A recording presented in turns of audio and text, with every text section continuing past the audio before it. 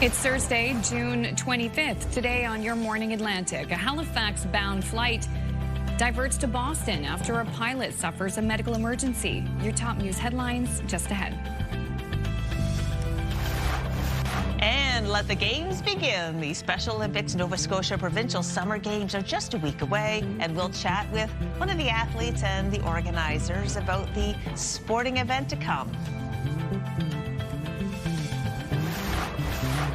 Plus, we're doing a little tailgating on the back deck, sort of. Our partners at Vintage Stove and Fireplace are here, and they've brought the Traeger. We're whipping up some wings and other things a little later this morning. All that and more coming up on the Thursday edition of CTV Your Morning Atlantic.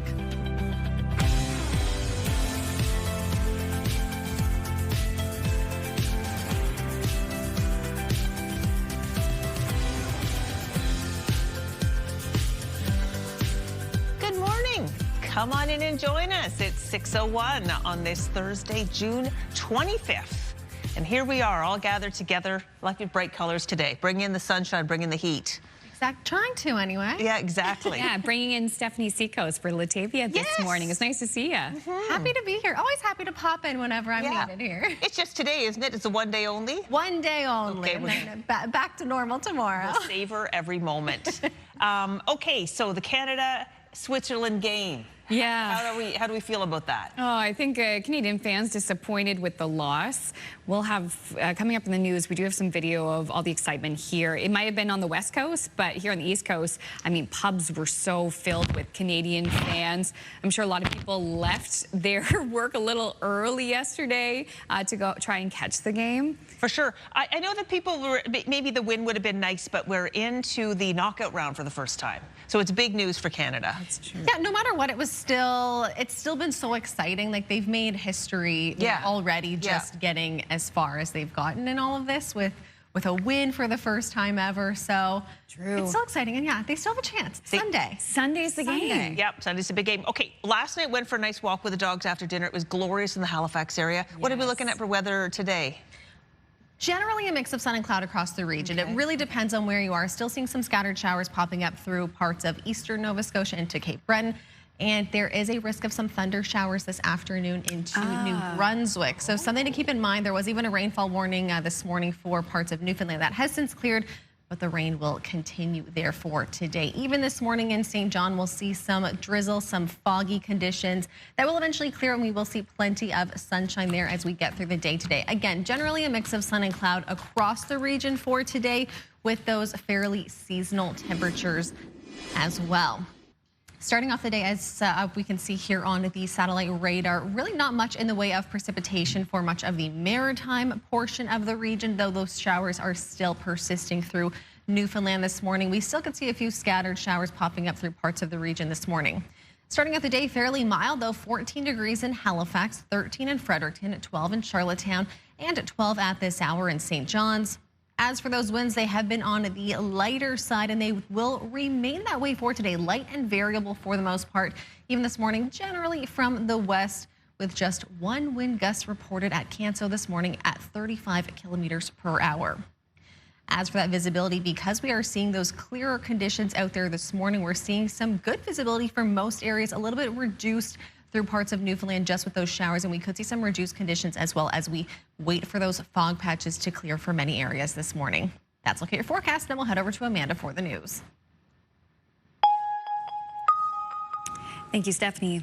There was an unscheduled stop Wednesday for passengers on an Air Canada flight from Newark, New Jersey to Halifax. The flight diverted and the first officer landed in Boston when the pilot suffered a medical emergency. He was helped off the aircraft and taken to hospital after the plane touched down. No word on his condition this morning. Air Canada says there were 61 passengers on board the plane at the time. At last report, they were rebooked and scheduled for a later arrival in Halifax. In New Brunswick, a man charged with 2 counts of first-degree murder in the deaths of 2 boys in St. John last year has been found guilty on both counts. The guilty verdicts were delivered shortly after 10:30 a.m. Wednesday, less than 24 hours after the jury started deliberations. The jury found that Roman Commissioner stabbed the 10-year-old boy and 17-year-old boy to death the morning of January 29, 2025, before he tried to kill himself with a nail gun to his head. While neither the Crown nor defense would offer a comment following the verdict, St. John Police offered a statement thanking all those involved in finding the 46-year-old guilty. This case has had a profound impact on the victims' family, their friends, and our entire community. While no verdict can undo the harm that has been done, accountability is an important step in recognizing that harm. A first-degree murder conviction carries an automatic life sentence of 25 years. Sentencing is scheduled for August 13th. Victim impact statements are also expected to be heard at that time. Ottawa is pledging another $6 million to help fight homelessness in the HRM. As a community, we are working towards functional zero homelessness, where homelessness is rare, brief, and non-recurring. The announcement came Wednesday afternoon, having been approved by the Reaching Home Community Advisory Board. The cash will be funneled to 16 projects operated by local frontline organizations that include Bryony House, Shelter Nova Scotia, and 902 Man Up. I think it's going to allow Reaching Home to get a better understanding for the data that they're responsible for collecting in terms of what's actually happening within the African Nova Scotian community, but it also allows us as an organization to better partner with them so that we have a better understanding how they function. Other beneficiaries of the funding include the Halifax Refugee Centre and the Mi'kmaq Native Friendship Centre. Nova Scotia has unveiled a new strategy to sell more seafood and grow the industry. CTV's Jesse Thomas has more. The announcement was made at Sea Star Seafood's processing facilities, with Fisheries Minister Kent Smith laying out the details of the strategy that hopes will boost the seafood sector and the economy. We all want the province to grow. We want the GDP to grow. We want businesses to grow, to hire more people, be more productive. The strategy is built on 4 pillars: market and product innovation, industry growth and innovation, operational efficiency, and marketing. Those in the industry welcome the plan and say it comes at a critical time when companies are seeing a shift in consumer demand and innovation changes. Often when we're working on the industry, we're focused on a different target than the government may be. We might be focused on 5 months or 6 months. What this does is this gives us a very clear 3-year target to try and get to. The efficiencies from the adoption of automation and AI and the rest gives us the people back. Our intention is to employ more people. Not less. Industry leaders say the strategy provides a roadmap and gets everyone on the same page. Jesse Thomas, CTV News, Clarks Harbour, Nova Scotia. Thank you, Jesse. Now to the World Cup. The third game for Team Canada at the tournament didn't go the way most of us were hoping, with Canada falling 2-1 to Switzerland.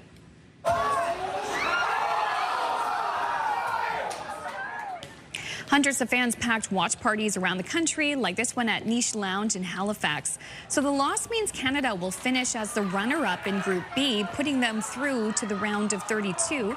Canada's next match will be played in LA on Sunday at 4 p.m. Atlantic time. Their opponent will be the second-place team from Group A. That could be South Korea, Czechia, or South Africa. So Sunday. Oh, Justin, South Africa. That is the update. That's who they will be playing. Exciting. And I don't Very exciting. Either of you watched the game? I know we were speaking about it just a few minutes ago too. They had so many chances in those last 10 minutes. Oh my gosh. It's so exciting. I just kept being like, one more. You just need one more to make that tie. Just one more. Oh, I know. It was so exciting. It was, listen, as you said, they have already made history. Yes. And we'll see what happens Sunday. Okay, there's a question this morning that's been burning in the minds of so many. Was the Jaguar right? Turns out the Jaguar was right, okay? Yeah, check it out.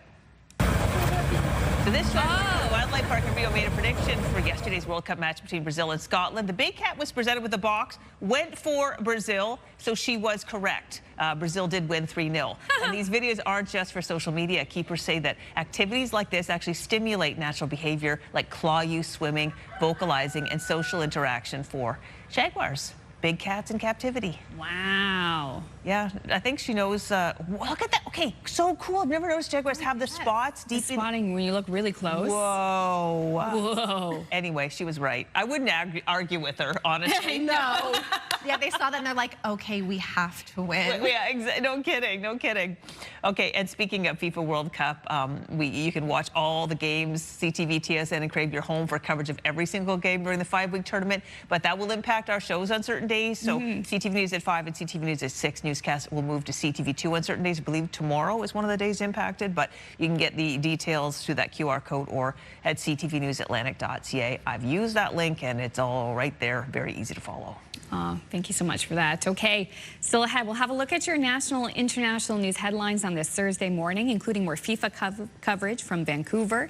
And also, Stephanie will have the latest look at the forecast, including details on when we're getting some wet weather, when we're getting some clearing. All right, we're going to take a live look now at the Halifax roundabout. Look at the sunshine there this morning. Grass still green from all the wet weather we've been receiving. The full forecast right after this.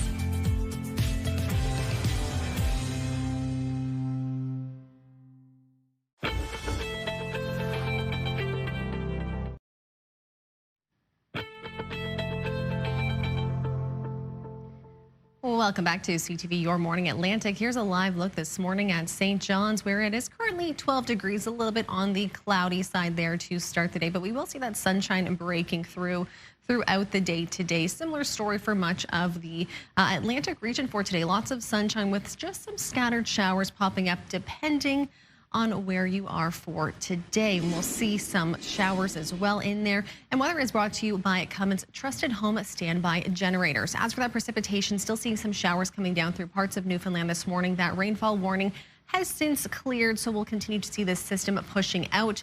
And there is a chance of some showers as we head into the afternoon for parts of New Brunswick. A risk of some thunder showers mixed in there as well. This will become more widespread as we head into the afternoon hours. A few showers could pop up as well through parts of Nova Scotia for today. And then as we head into the evening hours, these showers and risk of thunder showers will persist through New Brunswick. We'll also see some fog patches developing across much of the Maritime region for tonight. In terms of winds, they will be on the light and variable side for today, and this trend will continue into the evening hours as well, even getting a little bit lighter as we head into toward midnight tonight, even early in the day tomorrow for Friday. Still seeing those winds on the fairly lighter side as well. As for those temperatures today, relatively seasonal for this time of year. Highs today between 19 and 23 degrees in New Brunswick. Again, those winds will be nice and light. Generally a mix of sun and cloud, at least to start the day for New Brunswick, with that risk of some thunder showers later on this afternoon. For Prince Edward Island today, seeing some showers or some drizzle for some areas to start the day. That will eventually clear out, and we will see a mix of sun and cloud there. Highs today between 15 and 16 degrees, 14 in Surrey, so a little bit below seasonal there for today. For Cape Breton and eastern mainland Nova Scotia, we'll generally see a mix of sun and cloud here. Still some showers popping up through more eastern and northern areas of this region. We'll see those winds becoming light as we head into the afternoon hours. Highs today in that range between 14 and 23 degrees. For central and southwestern areas of Nova Scotia for today, we'll start off the day plenty of sunshine. We'll see a few clouds building as we head into the afternoon. So a mix of sun and cloud for today. Those temperatures on the milder side here as well, between 22 up to 27 in Shelburne today, 21 in Yarmouth. And of course, we will see those temperatures a little bit cooler though for more coastal areas. And for Newfoundland and Labrador today, we'll see a mix of sun and cloud through much of Labrador. Could see a few showers though popping up into Labrador City and Newfoundland. Periods of rain for parts of the region that will eventually clear out as we head through the afternoon. Highs today between 9 and 23 degrees. That's a look at your forecast. Now we'll head over to Amanda for the news. Thank you, Stephanie. Venezuela is in a state of emergency this morning after powerful back-to-back earthquakes struck the country last night. Officials say at least 32 people have died and 700 are injured. The magnitude 7.2 and 7.5 quakes damaged buildings, disrupted services, and forced people into the streets across several regions. The country's main international airport was shut down, and schools in some areas are being turned into shelters. Back here in Canada, a new report says ER wait times are being driven up by the backlog of available spots in long-term care facilities and home care programs. The Canadian Institute for Health Information says patients who could be discharged to these facilities end up waiting an average of 24 days in hospital. In inpatient units, patients who need to be admitted and are waiting for a bed are then stuck in the emergency department. Data shows from April 2024 to March 2025, half of admitted patients waited in the ER for more than 16 hours, and a tenth waited more than 2 days. Team Canada has made it to the knockout stage of the World Cup for the first time in history. Fans say the men's soccer team has plenty to be proud of, despite their 2-1 loss to Switzerland in Vancouver yesterday. CTV's Andrew Johnson reports. For what we now know was the last time a sea of red and white marched toward BC Place Stadium to watch the home team play the biggest game in its history. It's one of those things where it's like, yeah, I was there, and it's, you know, you look back on it, you can't believe it, that you were there. For a game that was already emotional well before kickoff, when injured Canadian Ismail Kone, who broke his leg against Qatar, was wheeled onto the pitch. In the first half, despite top-drawer chances on both sides, there was no scoring. But that changed quickly, less than a minute into the second, when Switzerland went ahead. And the Swiss added a second goal only 11 minutes later. I'm obviously disappointed that we go down 2 goals. I didn't think the start to either half was good. But Canada pushed back. Thomas David sent the Vancouver fans into hysterics. Canada now so close to the draw they needed to win the group and stay at home. The front, it's cleared away. But close is where it would end. The Swiss held on, leaving fans disappointed but proud. Boys put up a good fight. God, it was incredible. I think it showed that we can play with the big team. Canada's biggest star, the injured Alphonso Davies, did not play, despite coach Jesse Marsh indicating yesterday he was ready to go, which the coach admitted after the match was a ruse. And to be honest, Alphonso wasn't ready yet, so I was using him a little bit as a decoy. However, he will be ready next match. That next match in the round of 32 will be Sunday, days earlier than Canada would have played in Vancouver had they tied or won today, but still what their head coach calls a massive opportunity to electrify the nation. They'll just be doing it from Los Angeles. A lot of fanfare there behind him. Yesterday's FIFA match in Vancouver was the 8th played in this country. Vancouver and Toronto have each hosted 4 so far. So how are we doing as World Cup hosts? CTV's Heather Wright has more on the report card from fans so far.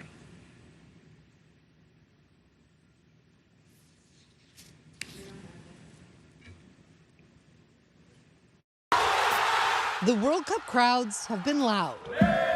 En route to the stadiums, at the stadiums, and in the fan zones. Greatest experience ever, to be honest. Like, I truly waited for this. 13 different countries have played in Canada so far, each bringing their own fan bases and unique perspectives to the match. It was a great game. I think you guys were a great host. It's not as crazy as in Europe, but they're doing fine. And when it comes to fan experience, for the most part, so far so good. Look at this.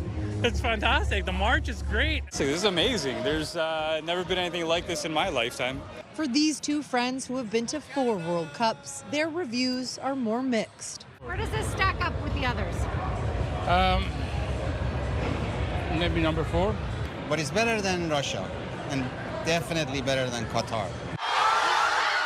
While many fans have praised the energy the World Cup has brought to both Toronto and Vancouver, almost all of them have opinions about the high prices at the concession stands. It is a little bit expensive, especially food-wise here, but you know what? It's to be expected.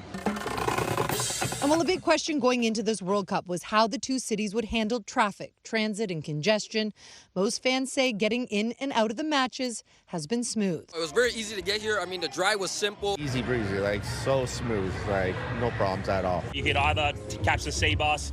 We took an Uber this time, and even that was like well directed and easy drop off and pick up. So yeah, they made it as easy as you can to have a good fan experience. There are 5 matches still to be played in Canada, 3 in Vancouver and 2 here in Toronto. And while Team Canada will not play another match on home soil, fans here say they will still be cheering on this team as they continue their historic World Cup run.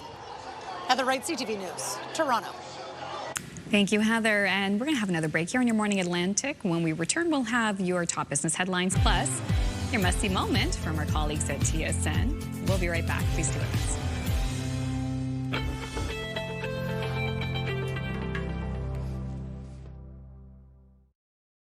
us. Move Mornings with Aaron and Peter. Weekday mornings on Move 100. The most fun in the morning. And home of the $1,000 minute. Only on Move 100 Halifax.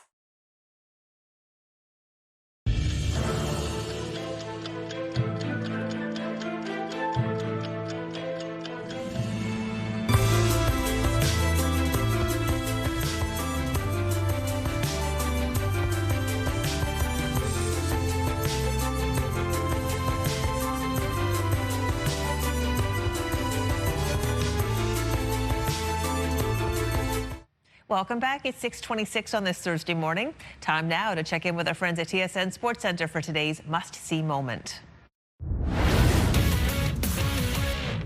Hello there, Kara Wagland in the Sports Center newsroom with your must-see moment from Wednesday. And for it, we are off to New York. At the Mets game, the Norwegian fans invaded Citi Field for the Mets Cubs. Norway play France in New York Friday in their final group game, but they came to practice doing their patented row. They were also chanting the entire game. Doesn't seem like they cared too much about the fate of the Mets, who have lost 5 in a row. They completely took over. I am here for all of this. It's been so entertaining. And tonight on TSN, Week 4, the CFL season kicks off. The Bombers hosting the Elks. Coverage for that one gets underway at 8 Eastern, 5 Pacific. That's all for now from Sports Center. Have a great day.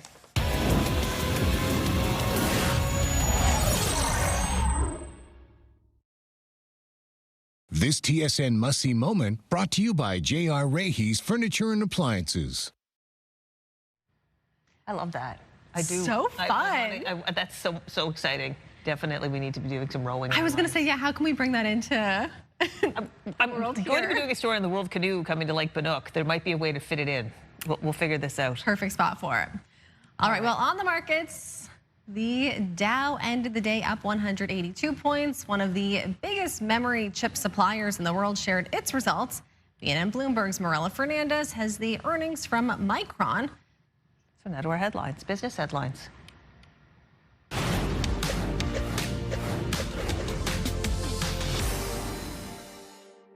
It's been called a blowout quarter for Micron, with revenue up 346% year over year. Companies like Amazon and Apple, who are building data centers, can't get enough memory chips. They are in short supply. That led Micron to $41 billion U.S. in revenue for its latest quarter. And the company predicts its next quarter will be even better. Micron's chips are used in everything from phones and cars to computers. Here are the closing numbers for the day. The Canadian dollar is down to 70.26. West Texas Intermediate down over $2 to 70.34. Western Canadian Select down over $1 to 59.32. And the TSX lost 191 points today. Those are your business headlines. I'm Marilla Fernandez. For your 3-day forecast in New Brunswick, we'll be seeing generally a mix of sun and cloud for today, though there is a risk of thunder showers building this afternoon. Some showers popping up in there as well. High today of 23, low of 15. Tomorrow, high of 22. There is still a chance of some showers, but we will see the sunshine peeking through at times. And then into Saturday, still a chance of showers, that unsettled weather pattern we've been dealing with, a high of 24. For Nova Scotia, we'll see a mix of sun and clouds, still a few showers popping up in more eastern and northern areas of the province for today, high of 23. Friday, another mix of sun and cloud, high of 24. And then there is a chance of some showers into Saturday. We'll get up to a high of 19. And for Prince Edward Island today, we'll see those showers and drizzly conditions clearing early on, reaching a high of 15 degrees. Tomorrow, we'll see a mix of sun and cloud, though there is still a chance of some showers, high of 20, and a chance of showers persisting into Saturday. We'll take a short break now. Stay with us. You're watching Your Morning Atlantic.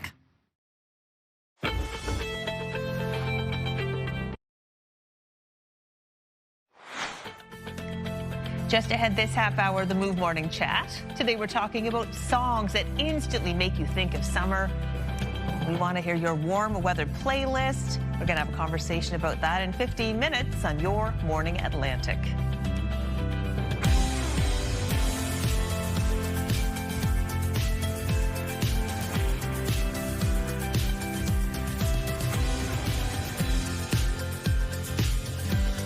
You know, maybe if we play those hot summer songs, it will actually feel like summer.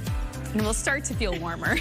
It has. There have been chilly. Really great moments, though. There have been. That's true. That is true. So I guess that we've got Stephanie in for Latavia this morning. So how is the weather looking today? Is it going to be a little warmer? Definitely warm. It's just, it seems like when we get this warmer weather, we also get some showers sprinkled in there as well. Yeah. And into New Brunswick today, we will be seeing a risk of thunder showers this afternoon too, so keep that in mind. But starting off the day looking gorgeous there in Moncton. That sun is shining this morning. And we will see the sun shining for many areas today. It's just we'll see those scattered showers popping up for parts of the region today. But temperatures, though, vary on the mark for seasonal this time of year. A little bit cooler for Prince Edward Island today, though, in terms of that precipitation. Still seeing some showers through parts of Newfoundland for today. That system will continue clearing, though, as we head through the day today. And yes, milder start to the day. 14 right now in Halifax, 12 in Fredericton, 12 in Charlottetown right now, and 12 as well in St. John's to start off the day today. So already into those low to mid-teens. As for those winds, certainly helping with the temperatures as well. They have been on the light and variable side, and that will continue into the afternoon hours as well. Even into the early hours Friday, we'll see these winds on the lighter side. So not making it feel any cooler out there for today, which will be nice. Even at this hour, just one wind gust reported at Grand Etang at 28 kilometers per hour. In terms of visibility this morning, looking fairly good across the region, still dealing with some fog patches for parts of the maritime region, so just keep that in mind if you are getting ready to head out the door. Otherwise, we're seeing some reduced visibility through parts of Newfoundland just with those showers coming down. That's a look at your forecast, and we'll head over to Amanda for the news. Thank you, Stephanie. There was an unscheduled stop Wednesday for passengers on an Air Canada flight from Newark, New Jersey to Halifax. The flight diverted and the first officer landed in Boston when the pilot suffered a medical emergency. He was helped off the aircraft and taken to hospital after the plane touched down. There is no word on his condition this morning.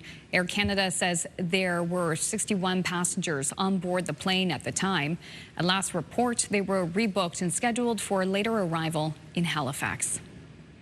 In New Brunswick, a man charged with 2 counts of first-degree murder in the deaths of 2 boys in St. John last year has been found guilty on both counts. The guilty verdicts were delivered shortly after 10:30 a.m. Wednesday, less than 24 hours after the jury started deliberations. The jury found that Roman Commissioni stabbed the 10-year-old boy and 17-year-old boy to death the morning of January 29th, 2025, before he tried to kill himself with a nail gun to his head. While neither the Crown nor defense would offer a comment following the verdict, St. John Police offered a statement thanking all those involved in finding the 46-year-old guilty. This case has had a profound impact on the victims' family, their friends, and our entire community. While no verdict can undo the harm that has been done, accountability is an important step in recognizing that harm. A first-degree murder conviction carries an automatic life sentence of 25 years. Sentencing is scheduled for August 13th. Victim impact statements are also expected to be heard at that time. There's been a major police investigation ongoing for days in a neighborhood in Moncton, but RCMP are not talking about it. Neighbors tell CTV News police vehicles have been parked outside 2 homes on Henry Street since Monday. Police will only say it's part of an ongoing investigation.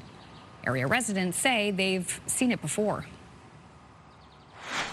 There's always calls of noise level or fights or stir down the street. It's pretty much a calm neighborhood here. Families, elder people, we're retired. Several neighbors tell CTV News detectives canvassed the neighborhood yesterday looking for information on a man who's been missing since last month. Ottawa is spending on infrastructure in North Sydney for the Newfoundland Ferry. It's huge. About $80 million has been earmarked for improvements to Marine Atlantic ferry service. It comes as the company faces a possible strike and a challenge to its status as an essential service. Company officials declined to comment on that, but others did. Growing up in a union family and now in government, I always believe that the best deals, the best approaches to moving things forward are at the bargaining table, and we'll let those processes run its course. Marine Atlantic says the money will help modernize the terminal property, improve loading and unloading capacity, and make the service greener and more efficient. The New Brunswick government is keeping its rent cap through next year. It means increases are limited to no more than 3%. We see a long-term place in this province for a rent cap. Renters have said overwhelmingly, New Brunswickers have said overwhelmingly that they want that predictability and stability out of the rent, the single biggest part of their monthly budget. The 3% rent cap has been in effect since February 2025. Provincial Housing Minister David Hickey says the province is keeping the cap in place to maintain market stability. The rent cap, which is reviewed every year, will be reviewed again next May. Finally, one lucky person could be $10,000 richer thanks to a unique golf contest in Cambridge, Ontario. And they didn't even have to tee off.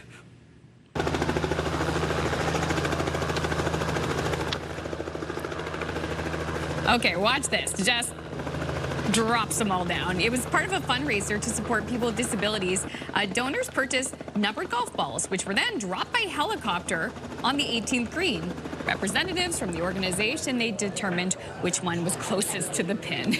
That's hilarious. I know. That's my kind of golf. Yeah. Yeah, I'm with you too. It's not particularly my thing, golf.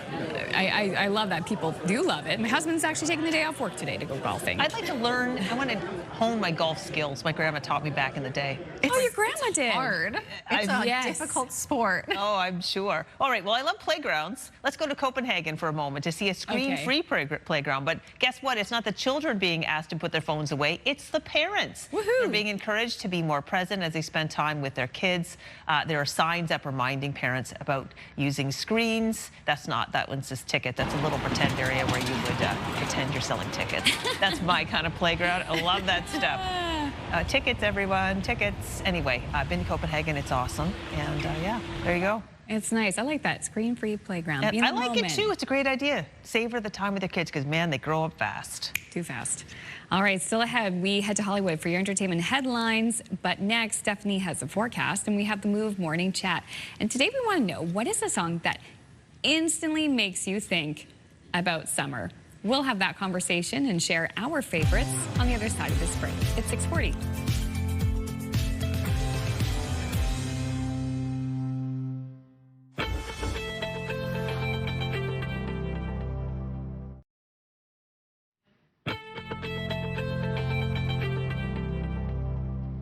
Welcome back to CTV Your Morning Atlantic. It is 6:43 right now. We're seeing a little bit of cloud cover to start the day through parts of Cape Breton this morning. We still could see some showers, though, popping up for some areas in more eastern parts of Nova Scotia. Eventually, we'll see a risk of some thunder showers moving into parts of New Brunswick as well. So just something to keep in mind. But otherwise, we are in for a mix of sun and cloud for today with those summery temperatures as well across the region for today. Now, in terms of that precipitation, we will continue to see those showers persisting through Newfoundland today. We did see that rainfall warning clear earlier on this morning, so the system will continue to push out.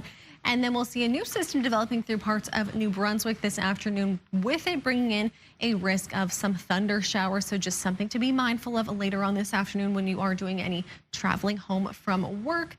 We could see a few showers popping up as well into parts of Nova Scotia for today as we head toward the evening hours. So we will see some clearing taking place with those fog patches developing.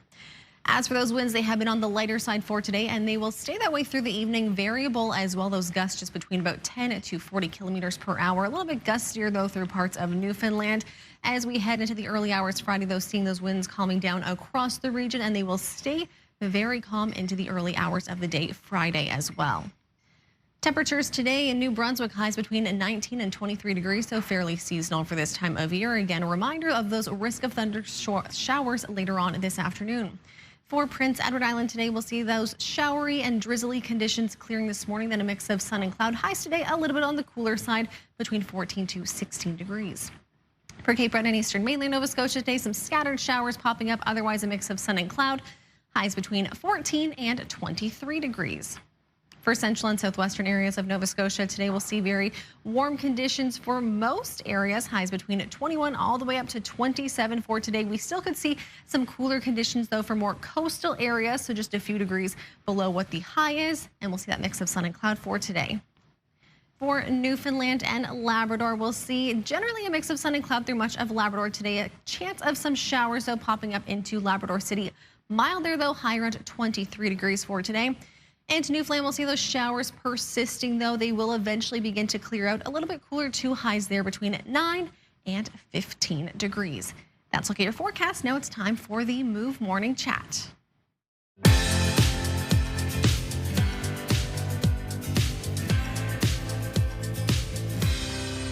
A little jingle lets you know it is time for the Move Morning Chat with Aaron and Peter from Move Mornings in Halifax. And there's just something about a summer song. And especially a song that makes you instantly think of summer. So we were asking, what is a song that instantly makes you think about this summer season? Aaron and Peter, we've got to start with the radio people for this one. Sure. Listen, I don't even know if this song came out in the summertime, but I think it's probably my favorite summer song, and it's also a great driving song. It's right in the title, Life is a Highway, Tom Cochrane. Tom Cochrane's Life is a Highway, and the remake by Rascal Flatts is equally as good, and I've actually seen both of those artists perform this live, which was very, very cool. And yeah, song of the summer, every summer for me is Life is a Highway. I love that, and everybody knows it, so everybody can sing along. Yeah. Mine is a little bit of an odd choice, but it reminds me of summertime when I was a kid, and we're going back to, well, this song came out in 1982. Fantastic Day by Haircut 100 is what reminds me of summer. And the reason being is, I mean, I grew up in Calgary, and every single summer, my family and I would take a road trip to Penticton, BC. And when you arrive in Penticton, there's a big hill, and they have big letterings that say Penticton when you arrive. So we know that after like a 10-hour drive, we're finally there. And every time we could spot that sign, my parents would play Fantastic Day. And to this day, when I make that road trip with my dad, he cues it up as soon as we see the sign. So to me, that means summer vacation time is here, and I'll always think of summer when I hear that song. Ooh, I love it. What a great memory. Yeah, awesome memory tied to that. I'm going to go with something a bit more current. It only came out 2 years ago, but hearing it instantly makes me feel like I need to go to a beach and grab an iced coffee. It's Espresso by Sabrina Carpenter. I mean, yeah, it's only a couple years old, but every time I hear it, I think, oh, it's the summer season. Like, let's go to the beach. Let's lay out a beach towel. I really love that song. It's a good one. Very catchy, too. For me, when I think of summer, I think of my Caribbean descent, playing soca, reggae, carnival in Toronto. That was a big thing for us. So for me, lately, my song of choice is from Kess, the band. It's called Rum and Coca-Cola. It is so good. If you hear it, it's so like addicting just to play it over and over and over again. And that's usually what I do when I'm in the car by myself. Yeah, it's a fun one. Ooh, okay, so we're going to add it all to the list. Yes, adding them all to the list. And we want to add your songs to the list as well. So we are asking you the question, what song instantly makes you think about summer? Make sure to text us at 10400. We'll share all of your answers later in the show.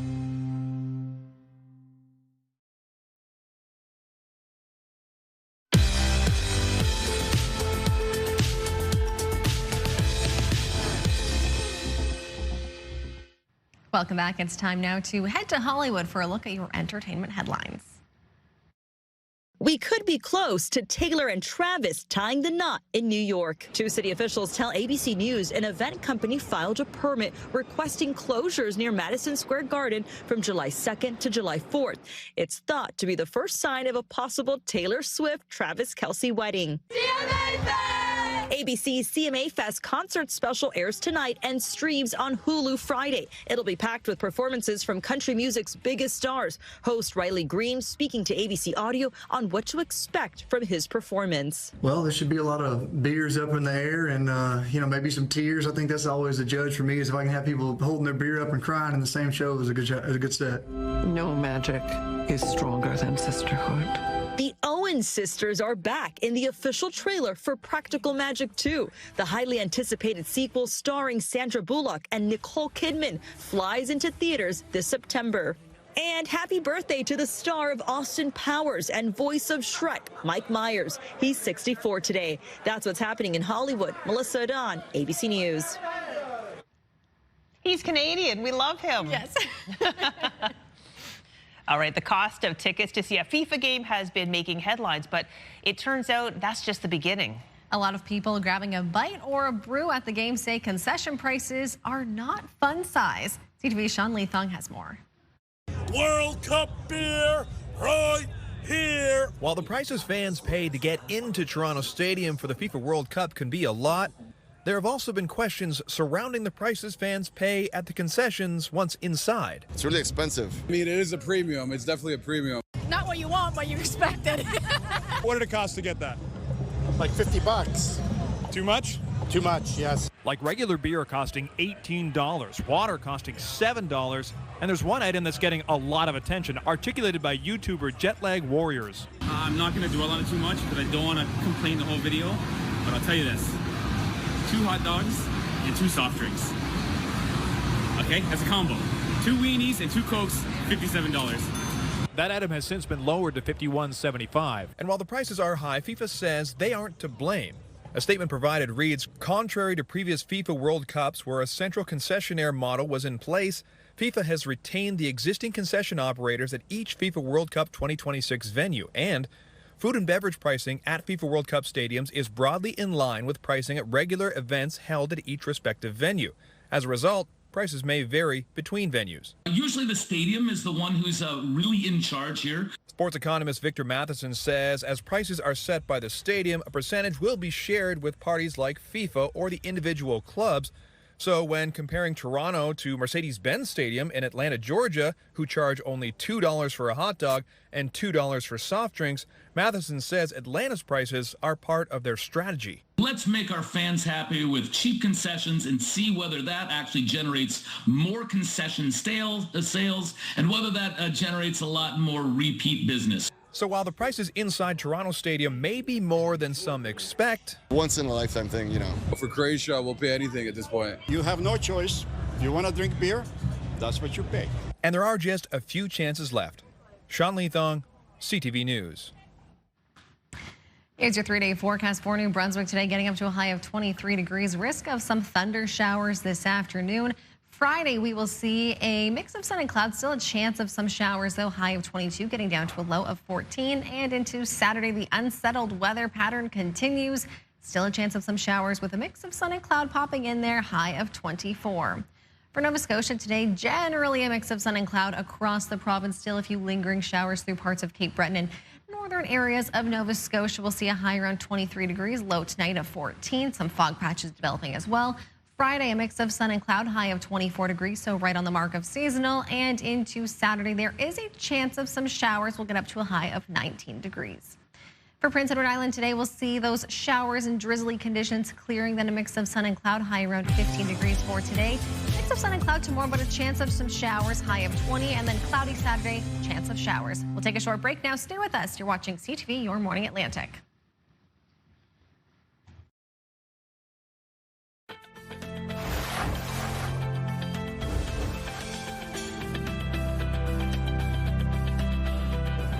It's Thursday, June 25th. Today on Your Morning Atlantic, a Halifax-bound flight diverted to Boston after a pilot suffered a medical emergency. Your top news headlines just ahead.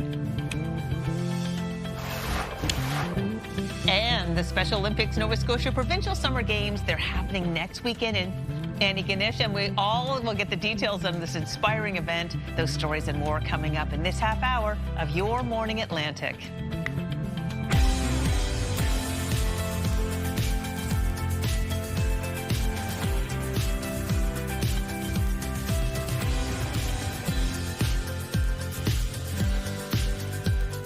Good morning, and thanks for being with us on this Thursday, June 25th, just after 7 o'clock.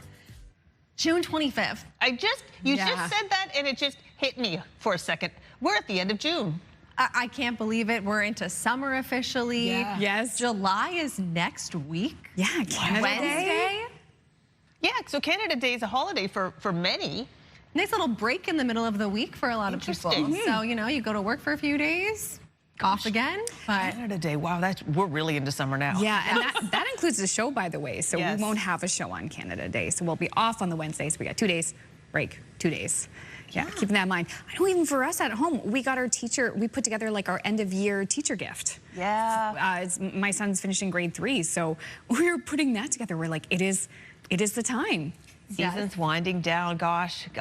Okay, well, it's starting to feel a little bit more like summer last night. I'm saying it was beautiful, warm breezes off the ocean and sunshine. And we had some lovely live shots this morning across our region. oh, it's been a beautiful start to the day for most areas today, seeing lots of sunshine. Here's a live look this morning at Martok in Nova Scotia. Beautiful there, that blue sky. We'll see very nice conditions for much of Nova Scotia for today. It's New Brunswick where we'll see those thunder showers popping up later on this afternoon. As for those current temperatures, we're still seeing some warm conditions to start the day. 14 right now in Halifax, 12 in Fredericton, 12 in Charlottetown, and also 12 at this hour in St. John. So mild start across the region for today. As for those winds, they have been on the light and variable side for much of this morning, and that will continue into the afternoon hours as well. At this hour, just one singular wind gust reported. That's at Grandy Tang, 28 kilometers per hour from the west. As for that visibility, we are seeing those fog patches continuing to clear across the region, making way for some good visibility if you are getting ready to head out the door today. Seeing some reduced conditions, though, still through parts of Newfoundland, just where we are seeing those showers popping up. That's a look at your forecast. Now we'll head over to Amanda for the news. Thank you, Stephanie. We have more details on yesterday's Halifax-bound flight from New Jersey that had to be diverted to Boston due to an emergency in the cockpit. ABC's Hannah Bata has details about the flight and another close call south of the border. New details on what passengers describe as terrifying moments as the pilot of this Air Canada flight from New Jersey suffered a medical episode in mid-air. Pilot is incapacitated. Aircraft is being flown by the co-pilot. It all started when the plane suddenly swerved. The moment the plane swerved, I knew something was wrong because it was not turbulence. It really felt like someone had jolted the controls, and then it happened over and over again. The pilot experiencing what witnesses describe as a seizure that lasted 40 minutes, though a diagnosis has not been confirmed. Passengers jumping in to help after they say a flight attendant dragged the pilot out of the cockpit into the aisle, trying to restrain him. Myself and about 4 others worked to get him under control. It was a fairly strenuous 40 minutes of keeping him down. The co-pilot taking over. The flight headed to Nova Scotia, forced to land in Boston. Video from our Boston station, WCVB, shows first responders taking the pilot out of the plane on a stretcher to the hospital. Thousands of miles away, another scare in the air. This small plane crash landing in rural Alaska. Everyone on board quietly, without panic, bracing for impact, as the pilot found a clearing to safely bring down the plane after an engine issue. Something went wrong with the plane and had an emergency crash landing out here in the bush. That long trench left in the dirt, the only mark of what could have been a disaster. Everyone's safe, and that's what matters. Hannah Bata, ABC News, New York. In New Brunswick, a man charged with 2 counts of first-degree murder in the deaths of 2 boys in St. John last year has been found guilty on both counts. The guilty verdicts were delivered shortly after 10:30 a.m. Wednesday, less than 24 hours after the jury started deliberations. The jury found that Roman Commissioner stabbed the 10-year-old boy and 17-year-old boy to death the morning of January 29th, 2025, before he tried to kill himself with a nail gun to his head. While neither the Crown nor defense would offer comment following the verdict, St. John police offered a statement thanking all those involved in finding the 46-year-old guilty. This case has had a profound impact on the victims' family, their friends, and our entire community. While no verdict can undo the harm that has been done, accountability is an important step in recognizing that harm A first-degree murder conviction carries an automatic life sentence of 25 years. Sentencing is scheduled for August 13th. Victim impact statements are also expected to be heard at that time. Necessary repairs to Halifax's ferry fleet and its terminals are expected to cost nearly $45 million. The ferries, between 8 and 12 years old, are due for mandatory midlife overhauls, planned to start in 2029. On average, 5,500 people use the ferries on weekdays, with weekend numbers ranging from 2,900 to 4,900. It's a big price tag, but there's support to spend the money to keep the service afloat. That's a lot of money. But I think they need the ferry. I think it's a top priority. The government spent all kinds of money on different things. Not to get too into bike lanes and so on and so forth. Yeah, so put some money into the ferry service and maybe upgrade them. The report was to be debated by Council Tuesday, but that discussion was postponed to a future Council meeting. This could be a scene from the East Coast. Well, it certainly sounds like it.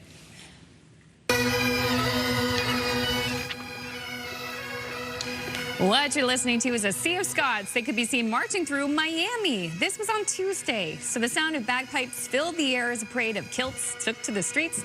This was ahead of Scotland's big game against Brazil on Wednesday, but as Crystal and the Jaguar reported, Brazil ended up taking the game 3-0. But hey, they still had a nice parade. It did dampen the spirits of the Scots. It's hard to dampen the spirits of a Scot. I mean, come on. Is this true? In Scotland, it's weather can be challenging, like our region. Yeah, that is true. Scotland is a wonderful, wonderful country. So excited. We're New Scotland. We're basically related. Yeah, exactly. And if you're that one person off key, no one's going to notice. Oh, God, not in a sea of bagpipes. Oh, no, oh, no, oh, no. Another thing I'd love to learn, how to play the bagpipes. Yeah. I'd be very, very excited. Do you know? No, I'm not a musical person at all. Well, we'll put that on the list. Okay, you may think you live or work with the world's loudest person, but that's not true. It's this guy. Oh, yeah! Oh, yeah! Oh, yeah! So that's Joseph McGrail Badeup. He is an honorary town crier in Canberra, Australia. He's been officially recognized as the world's loudest person, yelling the word now at 122.4 decibels. That's in the noise range of a chainsaw, a jet aircraft taking off, and an ambulance siren at close range. Gosh. So why does he even have the bell? I know, he doesn't need it. I wonder what his whisper sounds like, if it's just like a regular talking voice. I bet he's got a range, but that's wild. Like, we can't play it as loud as he would be at home because it would ruin our, like, technology here. Yeah. It would, like, you have to just take a word for it. Exactly. Oh, yeah, quick reminder about FIFA World Cup coverage, all right? Of course, CTV, TSN, and Crave are your homes for coverage for every game, but occasionally that means that our newscasts are going to get bumped. So on certain days, CTV News at 5, CTV News at 6, they will move from CTV to this channel, CTV 2. I believe tomorrow is one of those days impacted. Get the details through the QR code or at ctvnewsatlantic.ca. All right, thanks so much, Crystal. Still ahead, we're going to have a look at your national news headlines, but first, Stephanie has the latest look at the Thursday forecast. We're going to take a live look now at the fresh pavement on the Confederation Bridge. Work there has wrapped up. The forecast is next.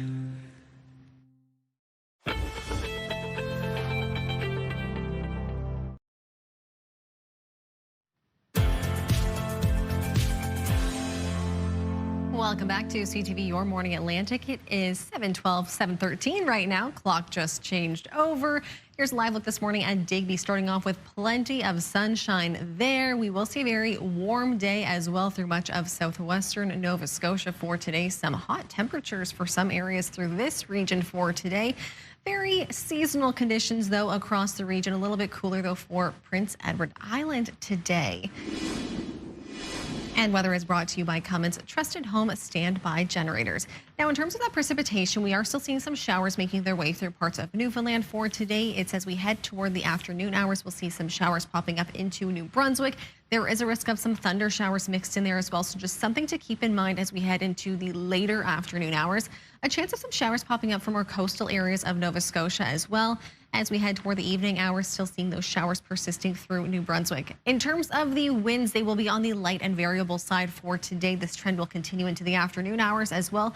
Those gusts between about 20 to 40 kilometers. A little bit gustier, though, for parts of Newfoundland around the St. John's area. Winds there gusting between 50 to 70. As we head toward midnight, those winds calming down, though, across the region, and they will stay fairly light as we head into the afternoon hours on Friday. Temperatures today for New Brunswick, highs between 19 and 24 degrees. We'll see a mix of sun and cloud with those showers moving in later on. Those winds again nice and light for today. For Prince Edward Island, we'll see those showers and drizzly conditions clearing this morning, then a mix of sun and cloud. A little bit cooler compared to what's seasonal, highs between 14 and 16 degrees for today.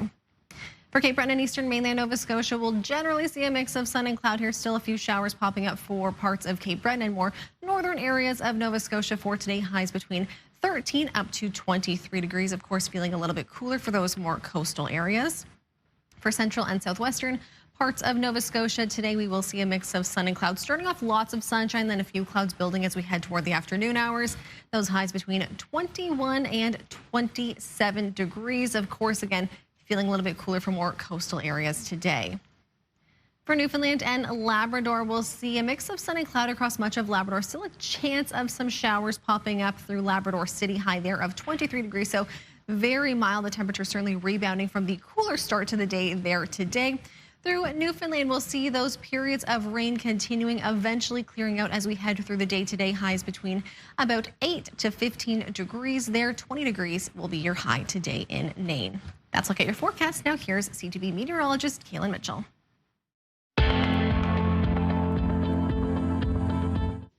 This is the Campfire Conditions Report brought to you by Pine Acres RV, where customers become friends. Conditions here are valid until 2 p.m. on June 25th. And campfires are currently allowed in the province of New Brunswick. And for the province of Nova Scotia, campfires are permitted between the hours of 2 p.m. and 8 a.m. Prince Edward Island, you're currently allowed to have a campfire with domestic brush burning allowed between the hours of 2 p.m. and 8 a.m. Keep fires small and under control and never leave a fire unattended. Thank you, Kaylin. International news now. Venezuela is in a state of emergency this morning after powerful back-to-back earthquakes struck the country last night. Officials say at least 32 people have died and 700 are injured. The magnitude 7.2 and 7.5 quakes damaged buildings, disrupted services, and forced people into the streets across several regions. The country's main international airport was shut down, and schools in some areas are being turned into shelters. Back here in Canada, a new report says ER wait times are being driven up by the backlog of available spots in long-term care facilities and home care programs. The Canadian Institute for Health Information says patients who could be discharged to these facilities end up waiting an average of 24 days in hospital inpatient units. Patients who need to be admitted and are waiting for a bed are then stuck in the emergency department. Data shows from April 2024 to March 2025, half of admitted patients waited in the ER for more than 16 hours, and a tenth waited more than 2 days. There are high expectations for this year's Team Canada trade mission in Japan. The goal is to walk away with investment deals and expand our network of trade partners. CTV's Judy Trin has the latest. Like a motorcade conductor easing a row of cars into Tokyo traffic, International Trade Minister Maninder Sidhu is trying to guide Canadian businesses into partnerships with Japanese companies. My goal is to be the bridge between the businesses and the government. The rush into Japan is being mapped out in a Team Canada trade mission for 175 companies from sectors like defense, AI, agriculture, and clean tech. Over 5 days, 300 delegates are matched with potential Asian investors. They get advice from trailblazers like OpenText. Headquartered in Waterloo, Ontario, its information management technology is used by 2,500 Japanese companies. The important thing about this market is that you need to build trust, long-term relationships. Coming here with a transactional mindset is a losing strategy. Japan's population is aging, but it has lots of technical expertise. What it needs are young workers and natural resources. That's why Alberta's Deep Sky, which removes carbon from the air and stores it underground, has found a Japanese bank to support its expansion. They do not necessarily have some of the things that Canada does, which is abundant geology for geological storage of carbon, abundant land to build facilities to be able to do this. Deep Sky isn't the only one that found a match. The trade minister says more than a dozen companies signed investment deals. We're going to be probably announcing close to $250 million of commercial deals on this trip alone, which is over a dozen commercial deals. The Carney government wants to double its non-U.S. exports in the next decade to bring about an additional $300 billion in global trade. It's a goal that's gaining urgency with the Kuzma review set to start in less than a week. Judy Trin, CTV News, Tokyo.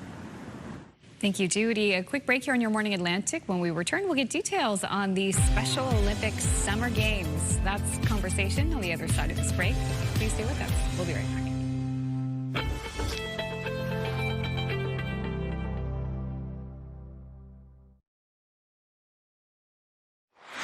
Welcome back. It's nearly the end of June, which means it's almost time for the 2026 Special Olympics Nova Scotia Provincial Summer Games.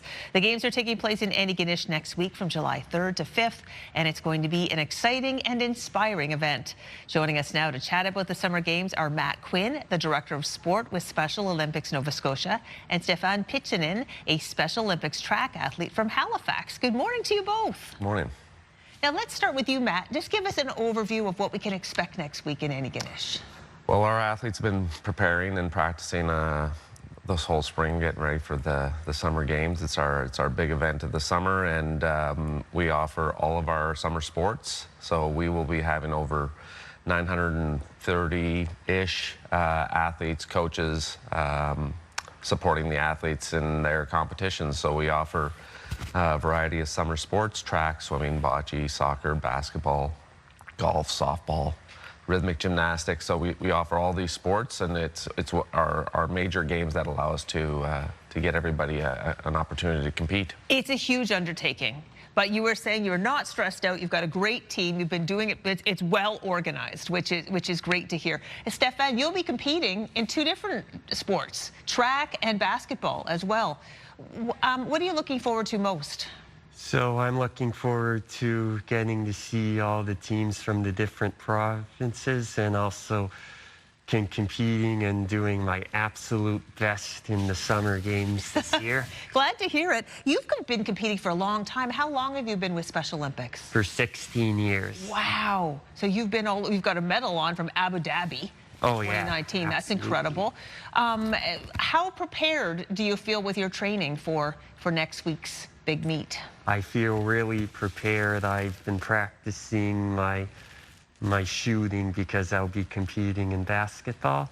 Okay. So I've been, practicing my form shooting, my drives, and my layups, and my ball handling, and I've been doing my maintenance runs, so I have the endurance for my runs, so I feel totally prepared. You're ready, and this is your third year doing basketball as well. It must be rewarding for you, Matt, to see an athlete like Stefan, who has been well entrenched in track and field for many years, but then was able to transition over to basketball as well as and enrich his experience. Yeah, the more the athletes are involved in a variety of sports, they might have their specific their unique sport that they really focus on, but being able to broaden their reach and do other sports, that a lot of our athletes either compete in our different programs but focus on a specific sport. And Stefan's a perfect example of an athlete that came to Special Olympics and found his niche in running, and it's led to other things outside of Special Olympics as well. So started in Nova Scotia, went to nationals a few times, and then, luckily for him, went to Abu Dhabi at a World Games. Incredible. But his running's led to many different opportunities, and one hell of a runner, that's for sure. Well, for sure, Stefan, good luck next week. Thanks so much. We will be pulling for you. For people at home right now, we only have about 30 seconds left, but how can they participate in this? Because it sounds like a wonderful event to be part of. Just go to St. FX on July 3rd to 5th. They can also sign up to volunteer at sons.ca. We'd love to welcome them and just come check out the games. And one quick little note about Stefan, he's an amazing runner. Also competed at the Boston Marathon this year, was the top Nova Scotian, and finished 9th Canadian with a time of 2:31, which was very impressive. What? Holy moly. That's an extraordinary accomplishment. How do you feel about having accomplished that, Stefan? I feel really good.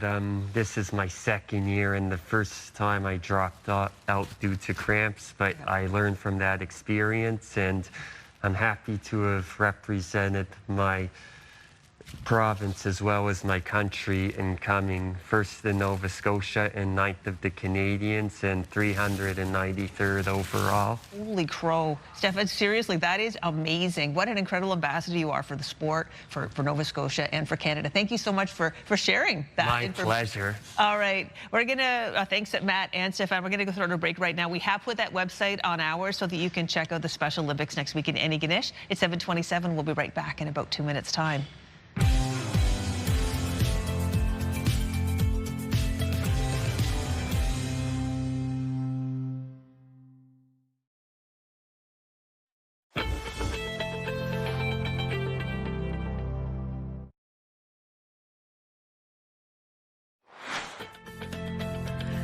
Coming up in this half hour, not all loans are created equal. We'll chat with the experts at Allen Marshall and Associates about the real cost of borrowing when it comes to certain types of lenders. That's just ahead on the Thursday edition of Your Morning Atlantic.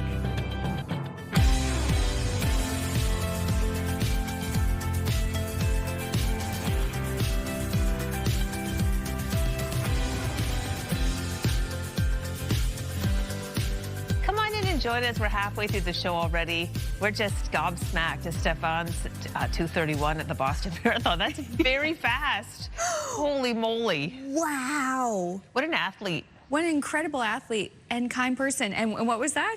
The control room said.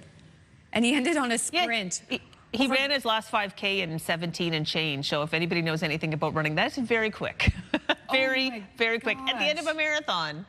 Whew. Speechless. Incredible. If I can get to Antigonish next weekend, I will go check out the Special Olympics, see as many track events anyway, because you know how much I love track and field. But it's very inspiring to watch. That is really inspiring too. And I also hear that the party is pretty fun there. They have a big dance afterwards. Oh, do they? A big highlight. Oh, yes. For sure. We'll bring everybody together. It's a wonderful, wonderful thing. Anyway, we've got the information on our website if you want to see the schedule and check it out if you're in that neck of the woods. Antigonish. I think it's pretty nice there this morning anyway. Yeah, it'll be relatively nice there for today. Mix of sun and cloud. There may be a chance of some showers, but we're seeing that across much of the region today. Hopefully by next weekend we'll see lots of sunny, warm weather there. But as for today, here's a live look at Fredericton this morning. We're seeing some fairly nice conditions to start the day. It's later on this afternoon that we will begin to see some thunder showers popping up. So similar conditions to what we saw Wednesday afternoon. So just something to keep in mind later on today. With this precipitation, we are still seeing some showers coming down through Newfoundland for today. And eventually, again, scattered showers through much of New Brunswick later on. And a few scattered showers still popping up fairly early today through parts of Nova Scotia and PEI. As for those temperatures, starting off fairly mild across the region, 15 degrees right now in Halifax, 14 in Fredericton, 12 in Charlottetown, and 12 at this hour in St. John's. As for those winds, they have been on the light and variable side, and that will continue through the afternoon as well. And no wind gusts reported now, so we're even seeing the winds calming further than what we have already been seeing this morning. As for that visibility, as we see those fog patches clear, we're seeing even better conditions across the region, in particular for much of the maritime region. Still a little bit reduced for parts of Newfoundland, just where we are still seeing some continued fog patches and some rain as well. That's okay, your forecast. And we'll head over to Amanda for the news. Thank you, Stephanie. There was an unscheduled stop Wednesday for passengers on an Air Canada flight from New Jersey to Halifax. The flight diverted and the first officer landed in Boston when the pilot suffered a medical emergency. He was helped off the aircraft and taken to hospital after the plane touched down. There's no update on his condition this morning. Air Canada says there were 61 passengers on board the plane at the time. At last report, they were rebooked and scheduled for a later arrival in Halifax. In New Brunswick, a man charged with 2 counts of first-degree murder in the deaths of 2 boys in St. John last year has been found guilty on both counts. The guilty verdicts were delivered shortly after 10:30 a.m. Wednesday, less than 24 hours after the jury started deliberations. The jury found that Roman Commissioner stabbed the 10-year-old and 17-year-old boy to death the morning of January 29, 2025, before he tried to kill himself with a nail gun to his head. While neither the Crown nor defense would offer a comment following the verdict, St. John police offered a statement thanking all those involved in finding the 46-year-old guilty. This case has had a profound impact on the victims' family, their friends, and our entire community. While no verdict can undo the harm that has been done, accountability is an important step in recognizing that harm. A first-degree murder conviction carries an automatic life sentence of 25 years. Sentencing is scheduled for August 13th. Victim impact statements are also expected to be heard at that time.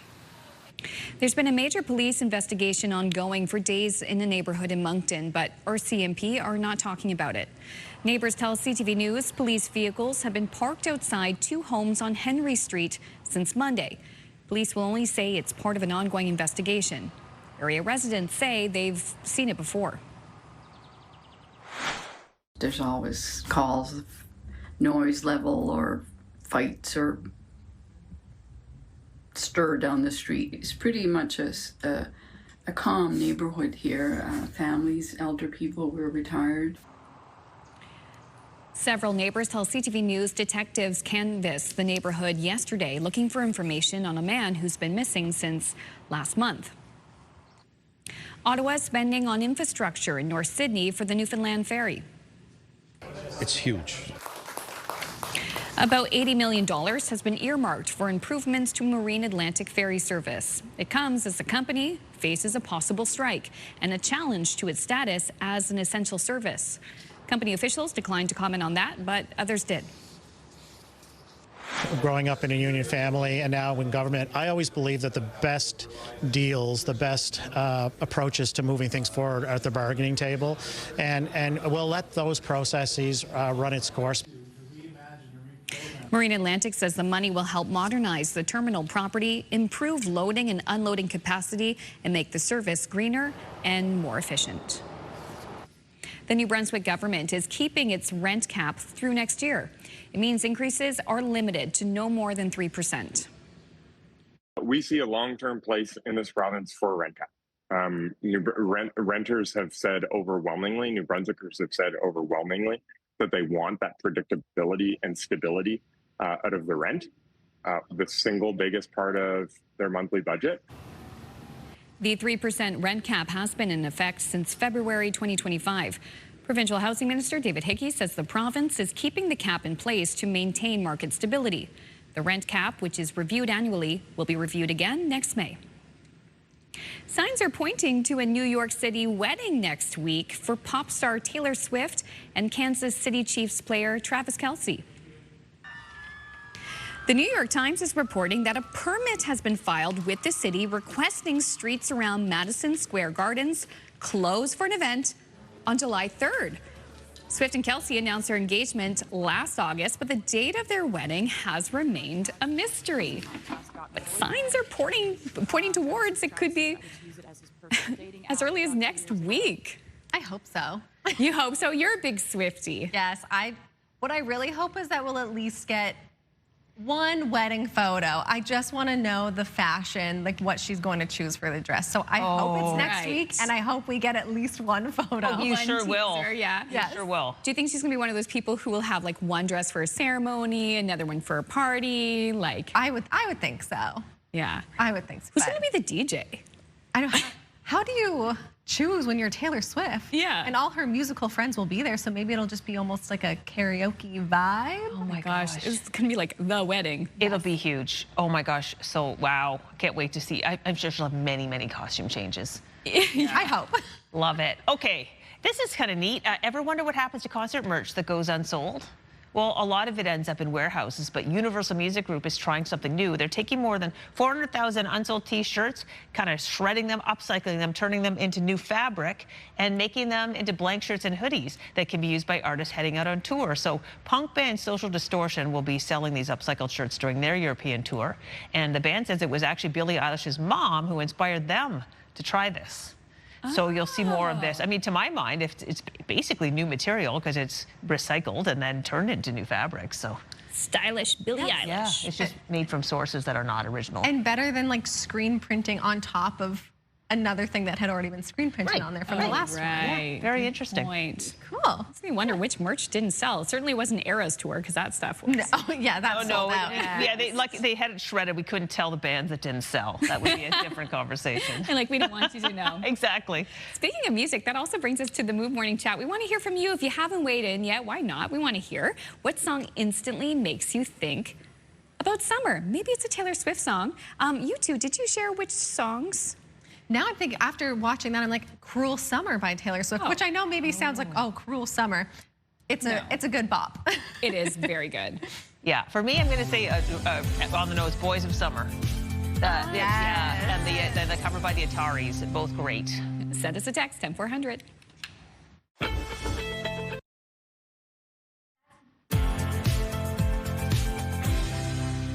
Welcome back to Your Morning Atlantic. It is 7:44 right now. Here's a live look this morning at Truro.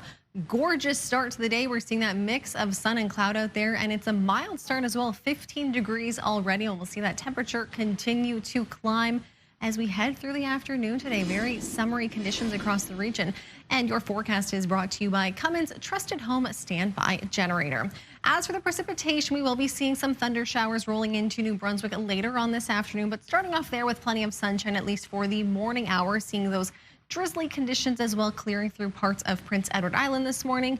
Still some showers, though, persisting through Newfoundland, but that system will continue to clear out as we head through the afternoon. That is when the system will move into New Brunswick, though. We'll see those showers. Again, a risk of some thunder showers as well, so just keep that in mind if you're doing any traveling later on this afternoon. Into the evening hours, there is a chance of some showers popping up through parts of Nova Scotia. In terms of the winds, they will be on the light and variable side for today. Winds gusting between about 10 to 40 kilometers per hour. A little bit gustier, though, through St. John's. Winds gusting from the northwest at 70 kilometers. So a little more on the breezy side there, but the winds will calm down as we head toward midnight tonight, and they will stay fairly calm as we head into the afternoon tomorrow. In terms of temperatures for today, fairly on the mark for seasonal highs between 19 and 24 degrees in New Brunswick. Again, seeing lots of sunshine to start, but just keep in mind those showers later on this afternoon. For Prince Edward Island today, a few degrees below seasonal. We'll see those highs between 14 and 16 degrees, though temperature rebounding as we head toward the weekend. We'll see those winds on the lighter side here as well. For Cape Breton and eastern mainland Nova Scotia, we'll see those temperatures between 13 to 23 degrees for today. So a little bit on the variable side there. Some places along the coast as well, we'll see a bit of a cooler day. We'll see some scattered showers as well popping up through parts of the region. Through central and southwestern areas of Nova Scotia for today, very sunny. We'll see a few clouds building as we head into the afternoon hours. So a mix of sun and cloud this afternoon. Highs between 21 and 27 degrees. So again, fairly seasonal for this time of year. Feeling a little bit cooler for those more coastal areas. And for Newfoundland and Labrador today, we'll see mostly a mix of sun and cloud through much of Labrador. Still a few showers popping up through Labrador City today. Very mild, though, high there of 23 degrees for today. Into Newfoundland, again, we'll see those showers continuing to clear out as we head through the day today. That rainfall warning from earlier has cleared out, and we'll see those highs between about 8 and 15 degrees through Newfoundland. That's a look at your forecast. Now we'll head over to Crystal. It's time now for this month's installment of Ask the Expert with our partners at Allen Marshall and Associates, who work with people in our region to help them regain control of their financial lives. Our guest today is Mark Marshall, a licensed insolvency trustee with Allen Marshall and Associates. And today we're going to talk about loans to avoid. Good morning, Mark. Good morning. How you doing? Very good today. I'm excited to talk about this. So what types of loans should consumers be cautious about? Well, it's a bit of a touchy subject in the sense because people will access what they can access. But I mean, really, debtors should be looking to try to avoid, any high interest loans, any payday loans, or any loans that have, high fees or excessive fees, something that's going to cost them substantially more than what they're expecting when they're borrowing that money. So let's help people recognize a risky loan. How can we tell if a loan is risky? I think a risky loan a lot of times would be is if you're going to be approved for that loan, almost immediately without any kind of due diligence on behalf of the lender or any due diligence on behalf of the debtor in terms of kind of providing any kind of details in terms of pay stubs or providing any proof of income. If it's something that you're going to be automatically approved for, I think that's a telltale sign right away that it might be a loan that's either too good to be true or it's going to cost you more than you're bargaining for. Yeah, I think you started to get into the nuts and bolts of this, but why is it that these loans are so risky? Well, because it's the cost of the borrowing, and oftentimes they'll look and say, okay, what is it that I can afford in my budget, and their mindset will be based around what their expectation in terms of monthly cash flow out, without kind of reading the fine print and recognizing that that monthly payment, how long is that monthly payment, how many years, what's the total overall cost of the borrowing, and I think that side of things sometimes will fail to be recognized by the individual that's looking to borrow the money, and they're just looking for a fast fix and looking to kind of get their hands on the cash to move forward for whatever reason, and not looking at the long-term overall effects of borrowing that money, in a kind of a knee-jerk reaction type of scenario. For sure. Well, I can understand how tempting it would be to be able to get a loan without, as you were saying, without any kind of work really to be done. You just automatically approve, because a lot of people right now are struggling financially. They might have rent coming up, and they really are in need of some money fast. So instead of going for a risky loan, what other alternatives can people consider? I think the best thing that anyone can take is they look to talk to their own financial institution, whether it's a bank or credit union, and just kind of lay your circumstances out and talk about what options are there for you to borrow some money. Whether it's short term, long term, is just see if you can look to kind of establish a borrowing relationship with a partner that you're kind of in business with, because I mean your deposits are going to that bank, they're making money off of you on a month-to-month basis through service charges, and I think establishing a relationship with the party of the institution that you're doing or maintaining monthly business with is probably the first best step versus looking to an online partner or a payday loan. Sure, just calling your financial institution and having an honest conversation. It can be easier said than done for sure, but I can see why that might be a good place to start. I know you wanted to give a message to our viewers to remember today. What is that message? Well, the message really is that borrowing money isn't necessarily the problem. It's paying to borrow that money that is the problem. And again, with online activity these days, it's easy to get your hands on some quick cash. But I want people to recognize is that oftentimes when it's quick cash or quick into your pocket, that it's going to cost you money over a long term, and it's going to be a cycle that's going to be difficult to break. So if it's too good to be true, sometimes it is. Yeah, that's a good point. When you say it's a cycle that's too difficult to be break, can you just quickly describe what that cycle might look like for somebody who ends up getting caught up in one of these situations? Right. So you borrow money because you're short for your pay. So you go to a payday loan, for example, or you go to an online lender and you borrow, that $200 that you need, and failing to recognize it's maybe costing you $100 to do that. So what happens is the next month is that you got to pay back that $100. So now you're short another $100, right? So then you're into borrowing money again in order to pay back that loan. So the cycle continues, and the lender, they recognize the precarious situation that oftentimes people are in, and they're in the business of lending money to make money, and so the cycle will continue. Is that once you're relying on payday loans, if you're short cash, you're going to continue into that cycle. Well, Mark, I really appreciate you sharing this information with our viewers today. Thank you so much. Okay, thanks for having me on. Mark is with our partners at Allen Marshall & Associates, and he is a licensed insolvency trustee. We put more information about their business on our website. Thank you, Crystal. Health and medical news now. Nova Scotians can now book many vaccine appointments by calling 811. One of the topics in Your Health.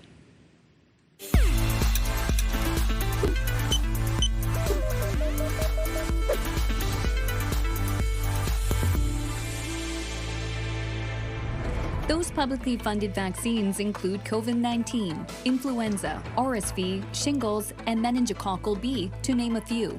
Vaccine appointments can now be booked by calling 811, and as always, through a primary care provider or online. The province says the previous vaccine booking line will continue to be available for Nova Scotians who need to book other matters, like a COVID-19 test. A study on COVID-19 vaccine effectiveness has finally been published after being blocked from a U.S. government health journal. The vaccine was found to be about 55% effective against COVID-19 associated hospitalizations and reduce COVID-19 related trips to emergency departments and urgent care clinics by 50%. That's according to the study published by JAMA Network Open. The findings are not particularly surprising. Researchers have repeatedly found that COVID-19 vaccines work, but the paper drew public attention after Trump administration political appointees decided not to run it in a CDC publication. Finally, new research suggests exposure to PFAS during pregnancy may affect a child's health. The so-called forever chemicals are widely used and found at low levels throughout the environment. A study of a Swedish community with unusually high exposure in its water supply found children who had significant exposure in the womb were more likely to develop asthma. But researchers emphasize the link was only observed in the highest exposure level, not at the typical everyday levels most people encounter. To limit exposure, experts say you can install a water filter, avoid heating food or liquids in plastic containers, and replace non-stick pans with stainless steel, cast iron, or ceramic cookware.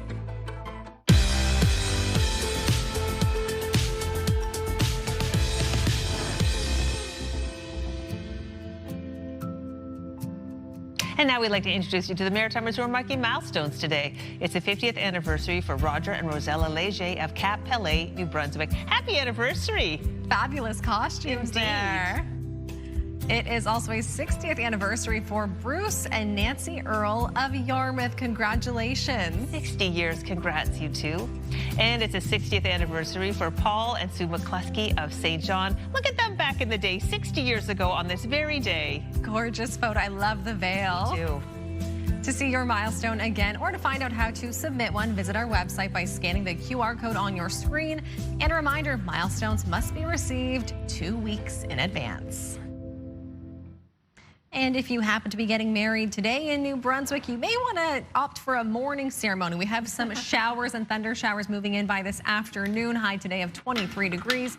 For tomorrow, we'll see a mix of sun and cloud, though still a chance of some showers, high of 22. Similar conditions for Saturday, but a little bit warmer, high of 24. For Nova Scotia, today we'll see a mix of sun and cloud for today. Still a few lingering showers for more eastern areas today, high of 23. Friday, another mix of sun and cloud. Beautiful day there. 24 degrees will be your high. And into Saturday, we'll see a high of 19 degrees with a chance of some showers. And for Prince Edward Island, we'll get up to a high of 15 degrees today. Those showers and drizzly conditions clearing, then a mix of sun and cloud.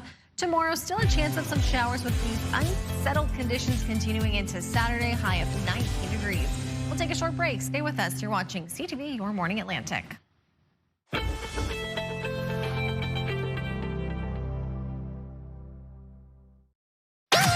The #1 morning show in Halifax. Turk, Megan, and Amateur Alex. And home to the biggest artists. Halifax's #1 hit music station. 101.3 Virgin Radio. It's Thursday, June 25th. Today on Your Morning Atlantic, a flight bound for Halifax diverted to Boston after a pilot suffers a medical emergency. The story just ahead in your news headlines.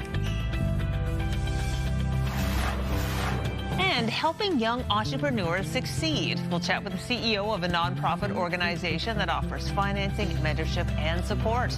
Those stories and more are coming up in this half hour of Your Morning Atlantic.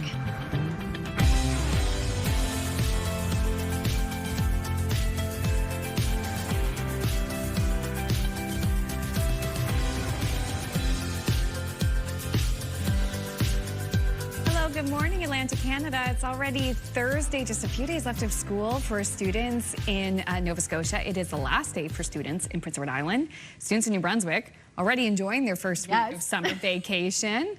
So I hope your summer is off to a great start, and I'm sure that some of the students just itching for summer vacation to start. Oh yeah, it's always the restless time of year. It's the best time, like thinking back to being a student. Yeah. So excited. And anything left at this time of year, it's just classroom parties, movies. Yeah, the best. Definitely. Oh no, it's good times, good times. Weather plays into it. I remember as a kid sweltering in the classroom in June because the school didn't have air conditioning. So, well, you know what? In our next live eye, you know who I think about now? Who? When I hear it?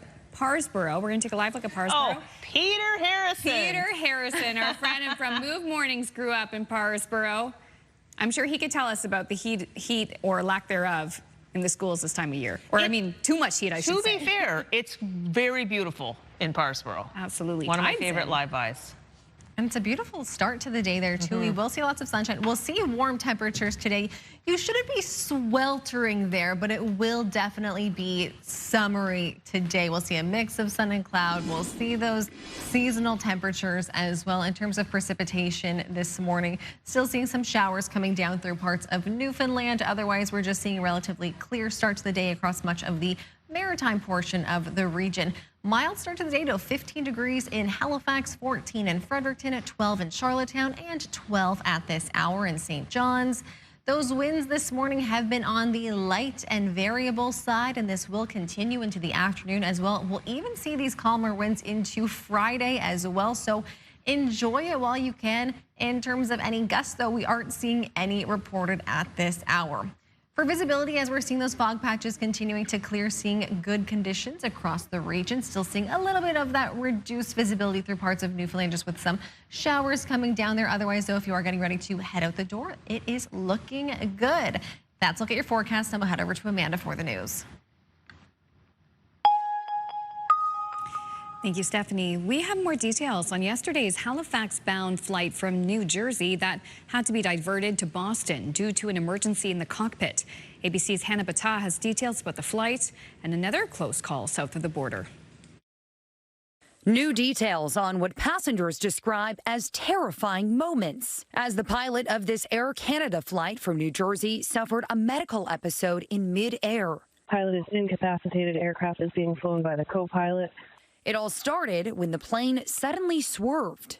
The moment the plane swerved, I knew something was wrong because it was not turbulence. It really felt like someone had jolted the controls, and that it happened over and over again.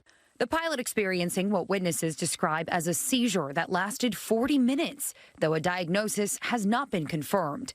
Passengers jumping in to help after they say a flight attendant dragged the pilot out of the cockpit into the aisle, trying to restrain him. Myself and about 4 others worked to get him under control. It was a fairly strenuous 40 minutes of keeping him down. The co-pilot taking over. The flight headed to Nova Scotia, forced to land in Boston. Video from our Boston station, WCVB, shows first responders taking the pilot out of the plane on a stretcher to the hospital. Thousands of miles away, another scare in the air. This small plane crash landing in rural Alaska. Everyone on board quietly, without panic, bracing for impact, as the pilot found a clearing to safely bring down the plane after an engine issue. Something went wrong with the plane and had an emergency crash landing out here in the bush. That long trench left in the dirt, the only mark of what could have been a disaster. Everyone's safe, and that's what matters. Hannah Bata, ABC News, New York. Thank you. In New Brunswick, a man charged with 2 counts of first-degree murder in the deaths of 2 boys in St. John last year has been found guilty on both counts. The guilty verdicts were delivered shortly after 10:30 a.m. Wednesday, less than 24 hours after the jury started deliberations. The jury found that Roman Commissioner stabbed the 10-year-old boy and 17-year-old boy to death the morning of January 29, 2025, before he tried to kill himself with a nail gun to his head. While neither the Crown nor defense would offer a comment following the verdict, St. John Police offered a statement thanking all those involved in finding the 46-year-old guilty. This case has had a profound impact on the victims' family, their friends, and our entire community. While no verdict can undo the harm that has been done, accountability is an important step in recognizing that harm. A first-degree murder conviction carries an automatic life sentence of 25 years. Sentencing is scheduled for August 13th. Victim impact statements are also expected to be heard at that time. Ottawa is pledging $6 million to help fight homelessness in HRM. As a community, we are working towards functional zero homelessness, where homelessness is rare, brief, and non-recurring. The announcement came Wednesday afternoon, having been approved by the Reaching Home Community Advisory Board. The cash will be funneled to 16 projects operated by local frontline organizations, including Bryony House, Shelter Nova Scotia, and 902 Man Up. I think it's going to allow Reaching Home to get a better understanding for the data that they're responsible for collecting in terms of what's actually happening within the African Nova Scotian community. But it also allows us as an organization to better partner with them so that we have a better understanding how they function. Other beneficiaries of the funding include the Halifax Refugee Centre and the Mi'kmaq Native Friendship Centre. Now to the World Cup. The third game for Team Canada at the tournament didn't go the way most of us were hoping for, with Canada falling 2-1 to Switzerland. Of course, hundreds of fans packed watch parties right around the country, like this one at Niche Lounge in Halifax. So the loss means Canada will finish as the runner-up in Group B, putting them through to the round of 32. Canada's next match will be played in LA on Sunday at 4 p.m. Atlantic, and they will play South Africa. So many Canadians marking that game on the calendar. Yeah, I can't wait to watch. That's going to be on Sunday. My calendar. Yeah, no, it's exciting times. It definitely is. Yeah. All right, from World Cup to the world, we're going to talk about some rare footage released of the birth of something called a finless porpoise. I'd never heard of this before. Here's some images of the calf. This little baby was born very recently. Finless porpoises, there you go, that's the birth. Finless porpoises are only, they don't have a true dorsal fin, that's why they're called finless. This baby was born last month in China. It was about 70 centimeters long at birth. That's a little more than 2 feet. It weighed around 5 kilograms. You can see what a cutie it is. He's still a few months away from eating solid food, and he's going to be sticking close to mom for a while. But they're not common, and they captured it on camera. Yeah, they do have porpoises in our region, but I've never seen a finless one before. No, or a birth of any of them. At the birth, an actual birth on a camera. A water birth. Oh, that was definitely a water birth, Amanda. Yeah. Also, it's just that easy. It's just that easy. Bloop, there it is. Okay. Let's remind people about FIFA World Cup now, too. Just CTV, TSN, and Crave, of course, where you can see all the games throughout the tournament. But on occasion, we will have to move our 5 and 6 newscasts to this station. Tomorrow will be one of those days. But to get all the details about when these movements will be taking place of those newscasts, go to the QR code or ctvnewsatlantic.ca, and you'll have all the details right there. Just have the remote nearby just in case. Click back and forth. Clickety-click. Exactly. Still ahead, we're going to find out about a nonprofit organization that's helping young entrepreneurs. But first, is a look at the full Thursday forecast with Stephanie. Look at those nice blue skies out there. This is a live look at Peggy's Cove Village, a very welcoming spot to visitors and locals. We'll have the full forecast in just a few moments.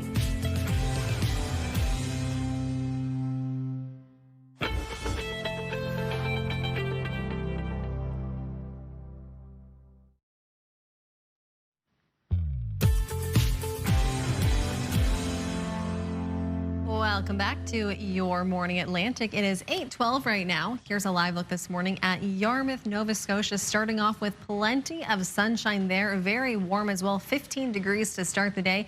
And we will see that temperature continue to climb. Lots of sunshine here throughout much of the day.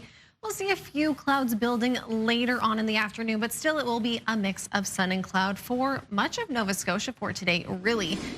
It's into New Brunswick. We'll see those thunder showers. And your weather forecast is brought to you by Cummins Trusted Home Standby Generators. As for that precipitation, starting off the day just with a little bit of cloud cover, that rain still falling though through Newfoundland. As we head toward the afternoon, that's when we'll begin to see this next system building through New Brunswick. Some showers, some thunder showers mixed in there as well. So just something to keep in mind for later on this afternoon. Very similar conditions to those thunder showers we saw yesterday. Into the evening hours, we'll still see that system persisting. Into Nova Scotia, there is a slight chance of some showers as well along more coastal areas. For the winds, they will be on the lighter side for today, gusting between about 10 to 40 kilometers per hour. A little bit gustier, though, through the St. John's area, up to 70 from the northwest. But that will calm down fairly quickly as we head toward midnight tonight. Those winds very calm across the region as well. And that trend will continue into Friday afternoon. As for those temperatures today, fairly seasonal for this time of year through New Brunswick. Highs between 19 to 23 degrees today. Again, mix of sun and cloud to start off before those showers arrive later on. For PEI today, a little bit on the cooler side, though still it will be warm out there. Highs between 14 and 16 degrees. A mix of sun and cloud once those showers and drizzly conditions clear. For Cape Breton and eastern mainland Nova Scotia today, generally a mix of sun and cloud, though still some lingering showers for more northern areas and into parts of Cape Breton. Highs between 13 and 23 degrees. For central and southwestern areas of Nova Scotia today, it will be a beautiful summer day here. Highs between 21 and 27 degrees. Of course, a little bit cooler for more coastal areas today, but we will see that beautiful mix of sun and cloud. And for Newfoundland and Labrador, we'll see generally a sunny day through much of Labrador. Still a few showers are possible for Labrador City, but it will be warm there, high of 23 degrees. Into Newfoundland, we'll continue to see those showers clearing as we head through the day today, but those temperatures a little bit on the cooler side here in that range between about 8 to 15 degrees. That's a look at your forecast. Now we'll head over to Amanda for the news. Thank you, Stephanie. Time is 8:15. The death toll has risen after a pair of powerful earthquakes rocked Venezuela last night. At least 164 people have died and nearly 1,000 others have been injured. The quakes, with magnitudes of 7.2 and 7.5, collapsed buildings, closed the country's main airport, and sent panicked residents into the streets. Back here in Canada, in a new report, says ER wait times are being driven up by the backlog of available spots in long-term care facilities and home care programs. The Canadian Institute for Health Information says patients who could be discharged to these facilities end up waiting an average of 24 days in hospital. Patients who need to be admitted and are waiting for a bed are then stuck in the emergency department. Data shows from April 2024 to March 2025, half of admitted patients waited in the ER for more than 16 hours, and a tenth waited more than 2 days. Team Canada has made it to the knockout stage of the World Cup for the first time in history.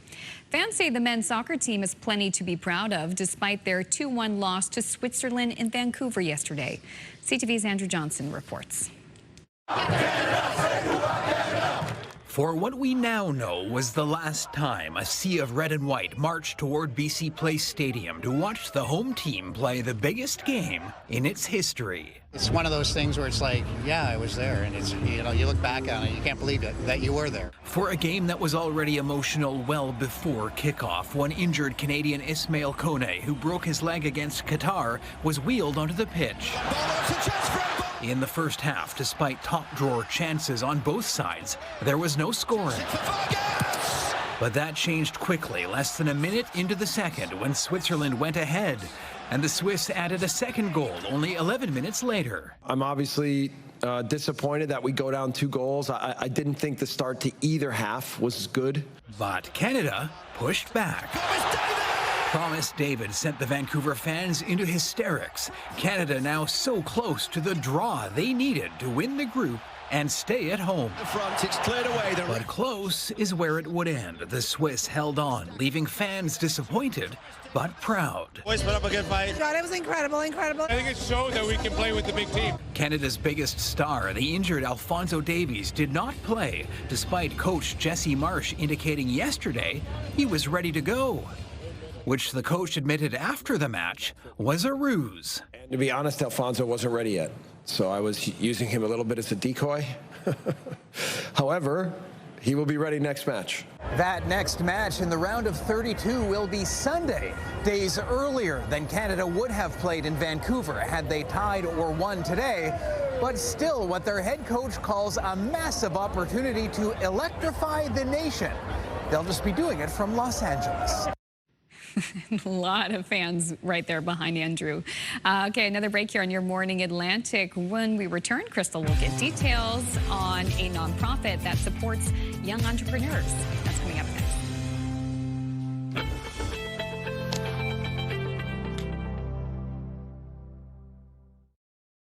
Move Mornings with Aaron and Peter. Weekday mornings on Move 100. The most fun in the morning. And home of the $1,000 minute. Only on Move 100 Halifax. Welcome back. It's 8:22, and it can be difficult for young entrepreneurs to launch, but there is help available. Futurepreneur is a nonprofit organization that helps support those businesses across Canada through financing, mentorship, and support. Joining us now is the CEO of Futurepreneur Canada, Karen Grieve-Young. Good morning, Karen. Thanks for joining us in studio. Morning, Crystal. Thanks so much for making time for the conversation. Well, I'm glad. We love supporting small businesses around here. I know you're in our region for a couple of days, but before we get to that conversation, I wanted to just talk about a stat that jumped out at me. Futurepreneur has reported that you're expecting quite a spike in applications from young entrepreneurs, 50% increase in applications. Why is that? We are. It's really staggering. I think people generally start a business because they have a passion, they want to do something.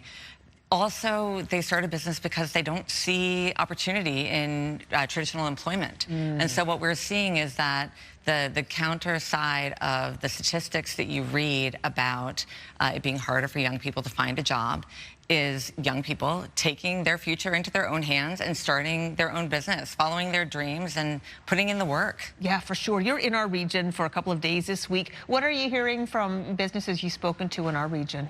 It's been really interesting. I mean, first of all, you have a very special region. I think that if you look at Halifax in particular, and you look at Agricola and Gottingen Street, there are so many vibrant local businesses, many of which Futurepreneur had a hand in helping start. And the great thing is that they help each other out, right? And I think that that's one of the reasons businesses succeed is you have this peer community of mentors, of entrepreneurs who want each other to succeed. And that's one of the reasons why when Futurepreneur brings that network together, the entrepreneurs we support, 80% of them survive 5 years or more, which is 27% higher than Canada's average. That's amazing. It's a lot to be proud of. For sure. No, it's very, very tough to start a new business. In a second, we're going to show some graphics of some of the businesses you have supported in our region, and I think that people will be surprised. So many favorites, how many right? favorites, Exactly. have been. But in general, I know giving financial support is important, but how else is it important that we support young businesses? Oh, I'm so glad you asked, because it's about more than the money. But entrepreneurs need money to get started, and that's often the first thing they think of. They also need mentorship. I think what they often underestimate is that know-how, that experience. And when I think about our program, so we have up to $75,000 in collateral-free financing, which is a loan that's accessible to young people, alongside one-to-one mentorship. And what we hear is that entrepreneurs come to us for the loan. They appreciate us for the mentorship. For sure. Here are those local businesses we talked about. Luke's Bakery, Kaye, which is just down the street. We've had them on the show. The Narrows. I mean, I'm not going to mention them all, but these are all beloved businesses in our region. It must be rewarding for you to see our region appreciating these businesses and the work that you put into them. Honestly, it's incredible. And we had a roundtable yesterday bringing together mentors, community partners, and entrepreneurs. And we had Ashley from Kaye and Michael from Luke's, and also the Highwayman, his second business, on the panel. And it was great hearing from them about what matters to them. And they talked about the local community and support, and they support each other. It was interesting also, young people have a different perspective than maybe some of us who are not in the 18 to 39 age demographic would anticipate. And that's interesting to hear too. For sure. Why is it so important that we support young entrepreneurs? Well, if you think about the future that we want, in Nova Scotia and across Canada, we want to own our future. And that means that we want to not only be customers of other businesses from other places, we want our own local businesses. We want to own the future by owning these businesses, and the way to do that is to support them. They need to know that that they will have the customers, that they'll have the people coming in for dinner, for those wonderful journals that Kaye sells, and buying it there, going in and having that in-person community experience, not just going to Amazon because it's easy. Definitely, and I did an event for entrepreneurs a few weeks back, and 97% of businesses in Nova Scotia are young. And you feel it. Not necessarily young, but small entrepreneurs. Yeah. You feel it. When you walk up and down these streets, you really feel it, and it's so special, I think, and we want more of that. So, we're in it to just help more entrepreneurs start. A stat that I often think about is that 18% of the businesses that Futurepreneur supports, the entrepreneur tells us they never would have been able to support without us, which makes me think, how do we make sure that there aren't people not following their dreams because they haven't managed to find us? So interesting. Well, Karen, thank you for giving us some of your time today. Enjoy our region while you're here. I will, and I am. Thank you very much. Wonderful. All right, we have more information about Futurepreneur's website and hours. In the meantime, we'll go over to Stephanie with a 3-day forecast. Thanks, Crystal. In New Brunswick today, we'll see a mix of sun and cloud to start the day. Then by this afternoon, there is a chance of showers with a risk of thunder showers. High today of 23. Tomorrow, still a chance of showers. This unsettled weather pattern will continue. High of 22. And into Saturday, the sunshine will break through, but still chance of showers. High of 24. For Nova Scotia, we will see a mix of sun and cloud across the province today. A few scattered showers popping up in more eastern areas. High of 23. Friday, we'll see a mix of sun and cloud, a very summery day, high of 24. And into Saturday, we will see sunshine, though there is a chance of some showers with a high of 19. And for Prince Edward Island today, we'll see those showers clearing early this morning, reaching a high of 15 degrees today. Into Friday, there is still a chance of showers, high of 20. And the showers will linger into Saturday with a high of 19. We'll take a short break. Stay with us. You're watching CTV Your Morning Atlantic.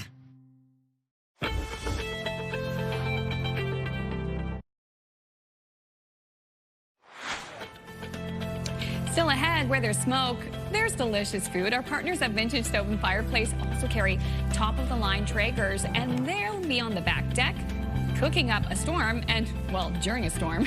That's just ahead here on the last 30 minutes of the Thursday edition of Your Morning Atlantic.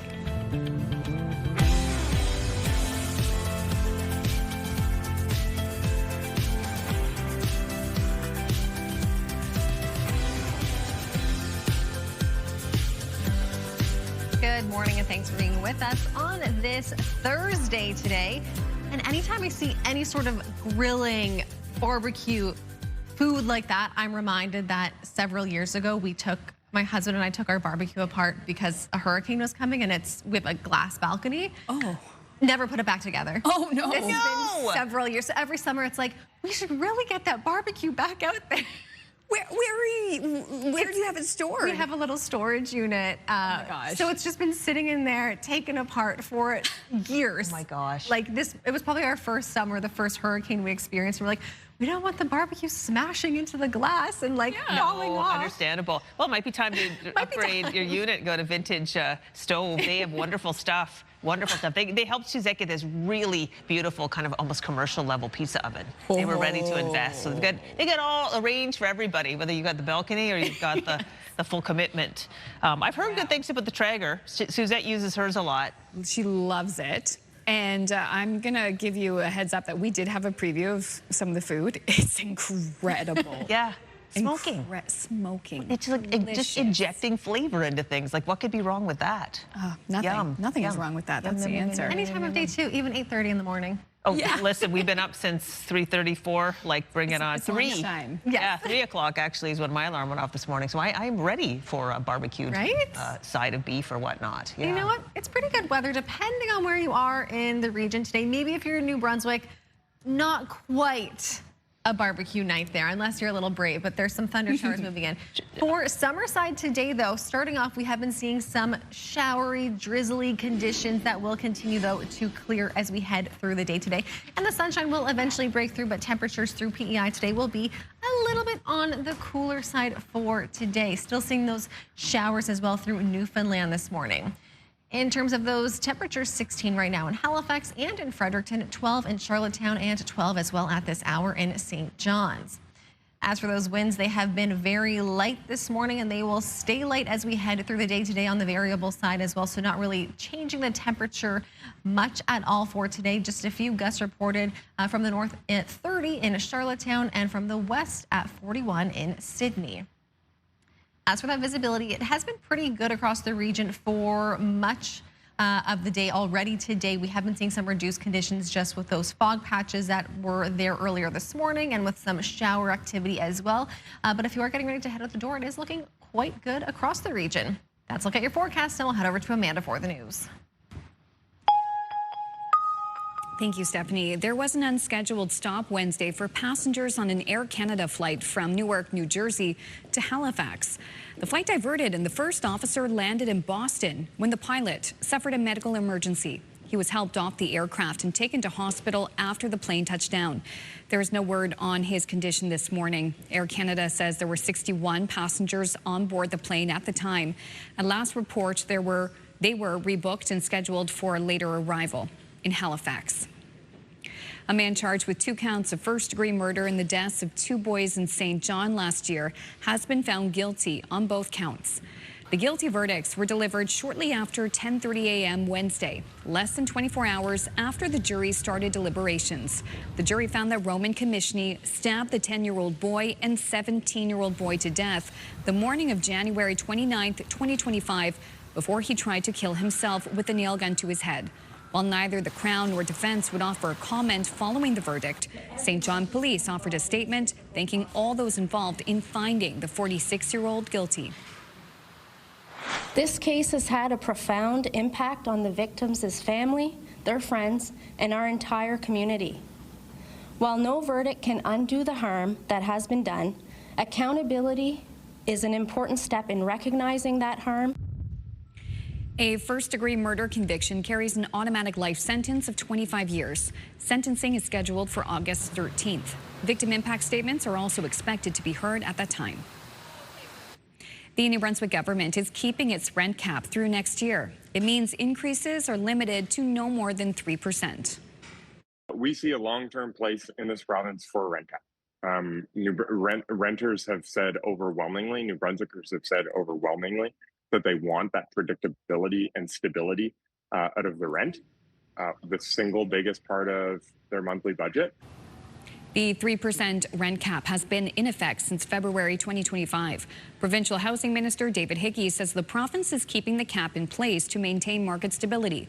The rent cap, which is reviewed annually, will be reviewed again next May.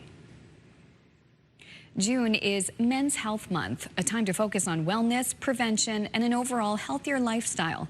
However, when it comes to mental health, many men continue to fall through the cracks and not receive the support they need. And as CTV's Vanessa Wright tells us, stigma has a lot to do with it. 10 years ago, Ahmed Jabir was a promising psychology student. He played sports, had friends, but behind the scenes, he was battling with his mental health. When I first went to therapy, I don't think I even told anybody the first 6 months because there was so much resistance for me wanting to even just share with people that I am struggling with it. He says stigmas around the topic are what kept him from getting help. A recent study found 1 in 5 men report having moderately severe to severe depression or anxiety. A very large number of young men, about 1 in 3, still see help seeking as a sign of weakness. And that worries me, right? Because if you see that as a sign of weakness, you're not likely accessing care at times when you need it. Often what happens is distress in men gets turned into silence or anger or substance abuse, withdrawal, or even an explosive type of a crisis. 68% of young men turn to family and friends for help, compared to 54% of racialized men, meaning local initiatives work overtime to offer men a safe space. Because a lot of our men walk with that baggage of being hurt, being scarred, having those trust issues, those abandonment issues, and you just want to be present and give them that capacity to know that, hey, I will show up for you, but first and foremost, I have to get you to trust me. Vanessa Wright, CTV News, Halifax. Thank you, Vanessa. Crystal's been busy doing lots of busy work. I am busy trying to get a lot going on the go. You know what I was doing? Checking in an eagle's nest, getting latest. Let's see if Helene is. Earlier this morning, she was trying to fly. So let's see where she is right now. Yeah, see, okay, she's just on top of the nest right now. So she's not. Maybe she's like gathering herself after, but she was before up on the edge of the nest, actually like lifting off. That's amazing. Yeah.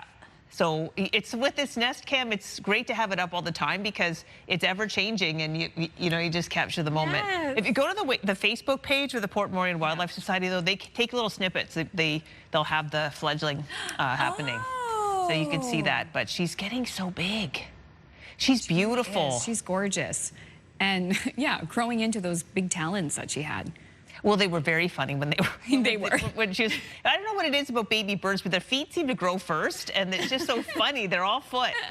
But now they're very much proportioned with her lovely, lovely little feathered body. She looks so good. Yep, she's getting there. Our girl. One day it's going to be sad. We're going to look, and there will be no bird in the nest. Bruce and Suji will be empty nesters. Literally empty nesters. Well, let me cheer you up then. How about we see what's happening around the region? Because there are so many exciting and fun events. So let's cheer up before anyone leaves the nest. Yeah, and she hasn't left yet, so you know. Exactly. There's still time. All right, well, the 37th annual Truck and Tractor Pull kicks off tomorrow in Centerville. The two-day event will bring competitors and fans together to experience the excitement as powerful machines compete for glory, showcasing their strength and precision. To learn more, you can head to their website. Monster Madness and the FMX World Tour heads to Oyster Bed Speedway this weekend. On Saturday, you can catch some of the biggest monster trucks competing in 3 competitions, and the stars of the FMX World Tour will battle it out to be crowned the champion. For details, head to their website. And the Box It Out Youth Empowerment Program will host a showcase this weekend. Head to the East Preston Recreation Center Saturday at 6:30 p.m.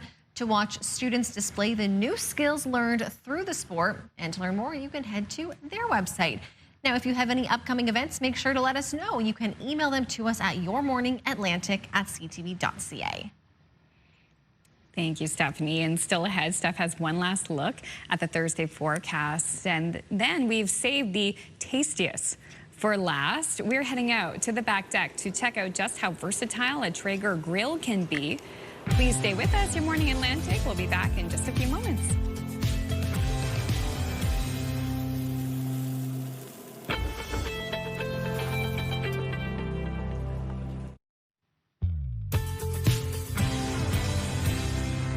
Welcome back to CTV Your Morning Atlantic. It is 8:44 right now. Here's a live look this morning at the Oval in Halifax. Starting off the day, very mild, 16 degrees already with that beautiful blue sky overhead. We will see a few clouds rolling in by the afternoon, but still a mix of sun and cloud out there. A great day to get out and enjoy the Oval. Do some walking, biking, rollerblading even. Across the region, though, we will see a little bit of a different story as we head toward the afternoon hours. And weather is brought to you by Cummins Trusted Home Standby Generators. As for that precipitation, we will begin to see some showers building this afternoon through New Brunswick. Still seeing those showery conditions through Newfoundland. With this next round of precipitation through New Brunswick, we are also in for a risk of some thunder showers. So just something to keep in mind as we head toward the afternoon. Similar conditions to what we saw yesterday as well. There is also a risk of some showers popping up through more coastal areas of Nova Scotia as well. As we head toward midnight, too, we'll just see those showers continuing through New Brunswick. As for those winds, they have been on the lighter side today, and they will remain on the lighter side, though a little bit gustier for St. John's. We'll see the winds from the northwest gusting up to 70, but even the wind there will calm down as we head toward midnight. By the early hours tomorrow, still dealing with those very calm winds across the region and variable as well. As for those temperatures today, fairly seasonal for this time of year. Highs in New Brunswick between 19 and 23 degrees. Again, those winds will be nice and light throughout the day today. For Prince Edward Island, we'll see those showers and drizzly conditions clearing this morning, then eventually a mix of sun and cloud. A few degrees below what's seasonal for this time of year. Highs between 14 and 16 degrees. For Cape Breton and eastern mainland Nova Scotia, we'll see generally a mix of sun and cloud for today. Still a few showers are possible through more northern areas of this part of the province. We'll see those highs between 13 and 23 degrees, though, of course, a little bit cooler for more coastal areas. For central and southwestern areas of Nova Scotia today, a very summery day here. We'll see a mix of sun and cloud, those highs between 21 all the way up to 27, so even a few degrees above seasonal for this time of year. And for Newfoundland and Labrador, we'll see a mix of sun and cloud through much of Labrador today. Still a chance of some showers popping up into Labrador City. Into Newfoundland, those showers will persist through much of the day, though eventually clearing out. Across the region here, we'll see those highs between 8 and 23 degrees. That's a look at your forecast. Now it's time to head out for some barbecuing. So we are on the Your Morning patio, joined by Matt McMasters with our partners at Vintage Stove and Fireplace.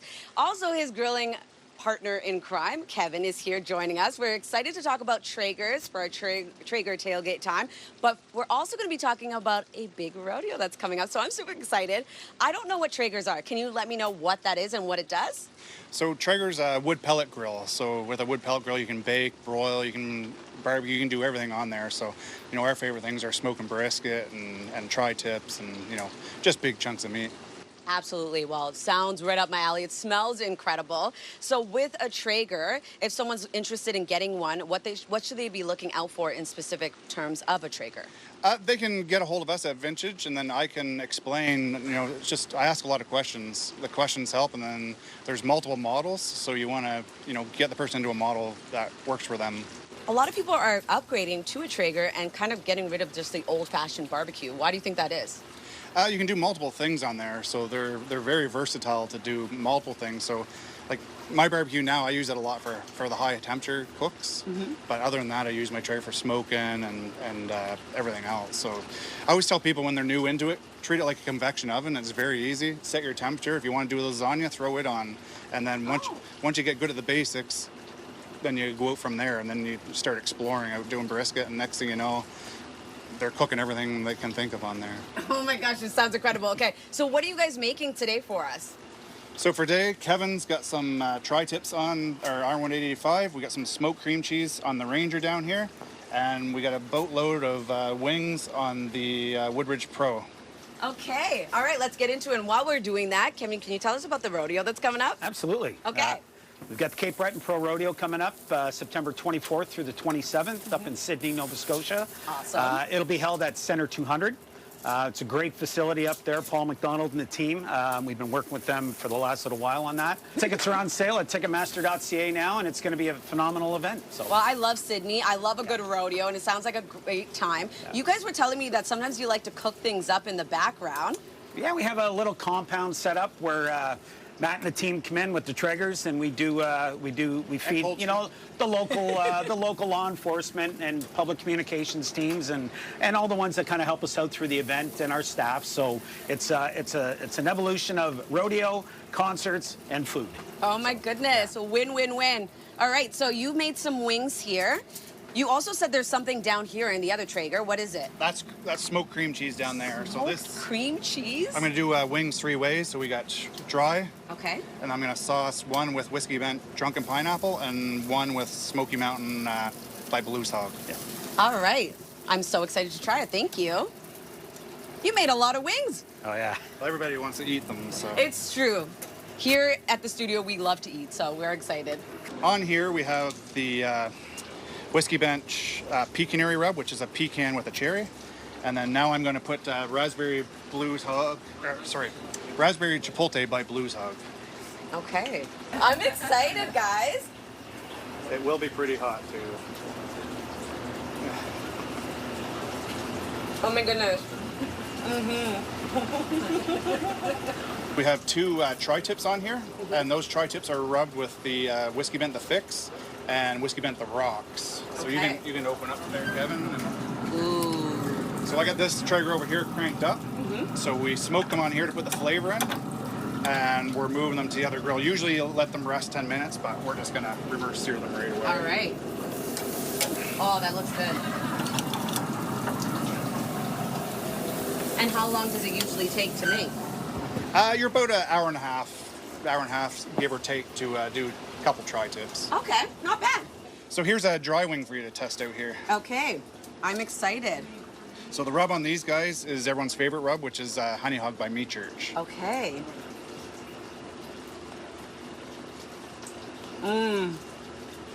No. So you can only imagine with the sauce. So good. Right. Oh my goodness. Before I even put it in my mouth, I could smell how amazing it smelled. And I was like, I'm in for a treat. Yeah. All right, so we're going to take it back into the studio. Thank you guys so much for joining me. We'll put all the information up on our website, and I'm sure the whole studio is going to come out and try this. Cheers. I love it. Yes, okay. Oh, yeah. The morning show in Halifax. Turk, Megan, and Amateur Alex. And home to the biggest artists. Halifax's #1 hit music station. 101.3 Virgin Radio. Welcome back. This is the time where we share the answers to the Move Morning Chat. But before we get into the text messages, I want to share an update. So we love hearing from you from the Move Morning Chat. In the past, I've mentioned multiple times something I need to learn is how to sew. Yes. So this morning I got some mail from Chris, who is a viewer in Badek, saying, Amanda, I hope this helps you to learn to sew. I had one when I learned how to. What? And it is like, I think it's a book on stitch patterns. Wow. Yeah, and then he sent me vampire teeth.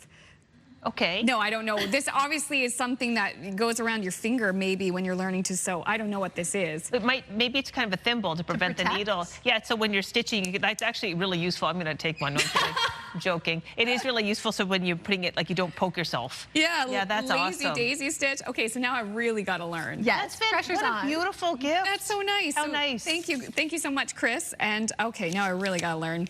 And we'll thank you, Chris, every time we see those beautiful shots from Badek because we just love to see them every day. So that's so nice. So let's go forward to the topic for today because we were asking about your favorite summer songs. Here's what you had to say, or songs that remind you of the summer. Mina says, I'd have to say my favorite summer song is Thomas Rhett's Vacation. Perfect song for me. I don't know it, but I'm going to have to look it up. Thomas Rhett. I love Thomas Rhett. Okay, so what kind of music is Thomas Rhett? Country. Okay, beautiful. Ah, very nice. I'll there look you it go. up. Next up, we have Cheryl from Rothsay, Sailing by Christopher Cross. Oh, that's a vibe. Yes, so relaxing. Yeah, great one. Mm-hmm. Yeah, and then if you want to like pump things up a notch, go with Ride Like the Wind. And then you different vibe. It's and so then great. add crisscross. And then, yes. Lenny says the song that makes me feel like summer is, well, here's an oldie, but a goodie. Summer Breeze by Seals and Croft. Always like the melody. Nice tune. Summer breeze makes me feel fine. Oh, yeah. That was a popular one that we got on the text line today. It is great. Oh, nice. Mo from Bathurst, Yard Sale by Sammy Kershaw. First, when Mo texted this, I thought, oh, where is the yard sale? I want to go. It's at Sammy Kershaw's place. Oh, Sammy. I love his yard sales. Next up, Chelsea from Halifax, Summertime Guys by Nikki Cleary. Oh my gosh. Imagine these must all be country songs because I don't know Nikki Cleary. Ooh, that's a good one. We'll have to look them up. I looked it up quickly. I think it came out in 2003. So I imagine maybe it's more on the poppy. Okay, we're looking it up. And maybe Nikki Cleary is our summer jam. We will find out. Add it to the list. Judy, In the Summertime by Mungo Jerry always makes me think of hot summer days. Yes, I know that song. Yeah, that's a very summery song for sure. It's right in the title, too. Indeed. And, of course, someone had to say this. Summer of 69 by Bryan Adams. Of course. And December 1963. Oh, what a night. I know, even though it's called December 1963, it still is a summery song. Oh, my gosh, these are great. Thank you so much, everybody. Have a great day. See you tomorrow. Bye.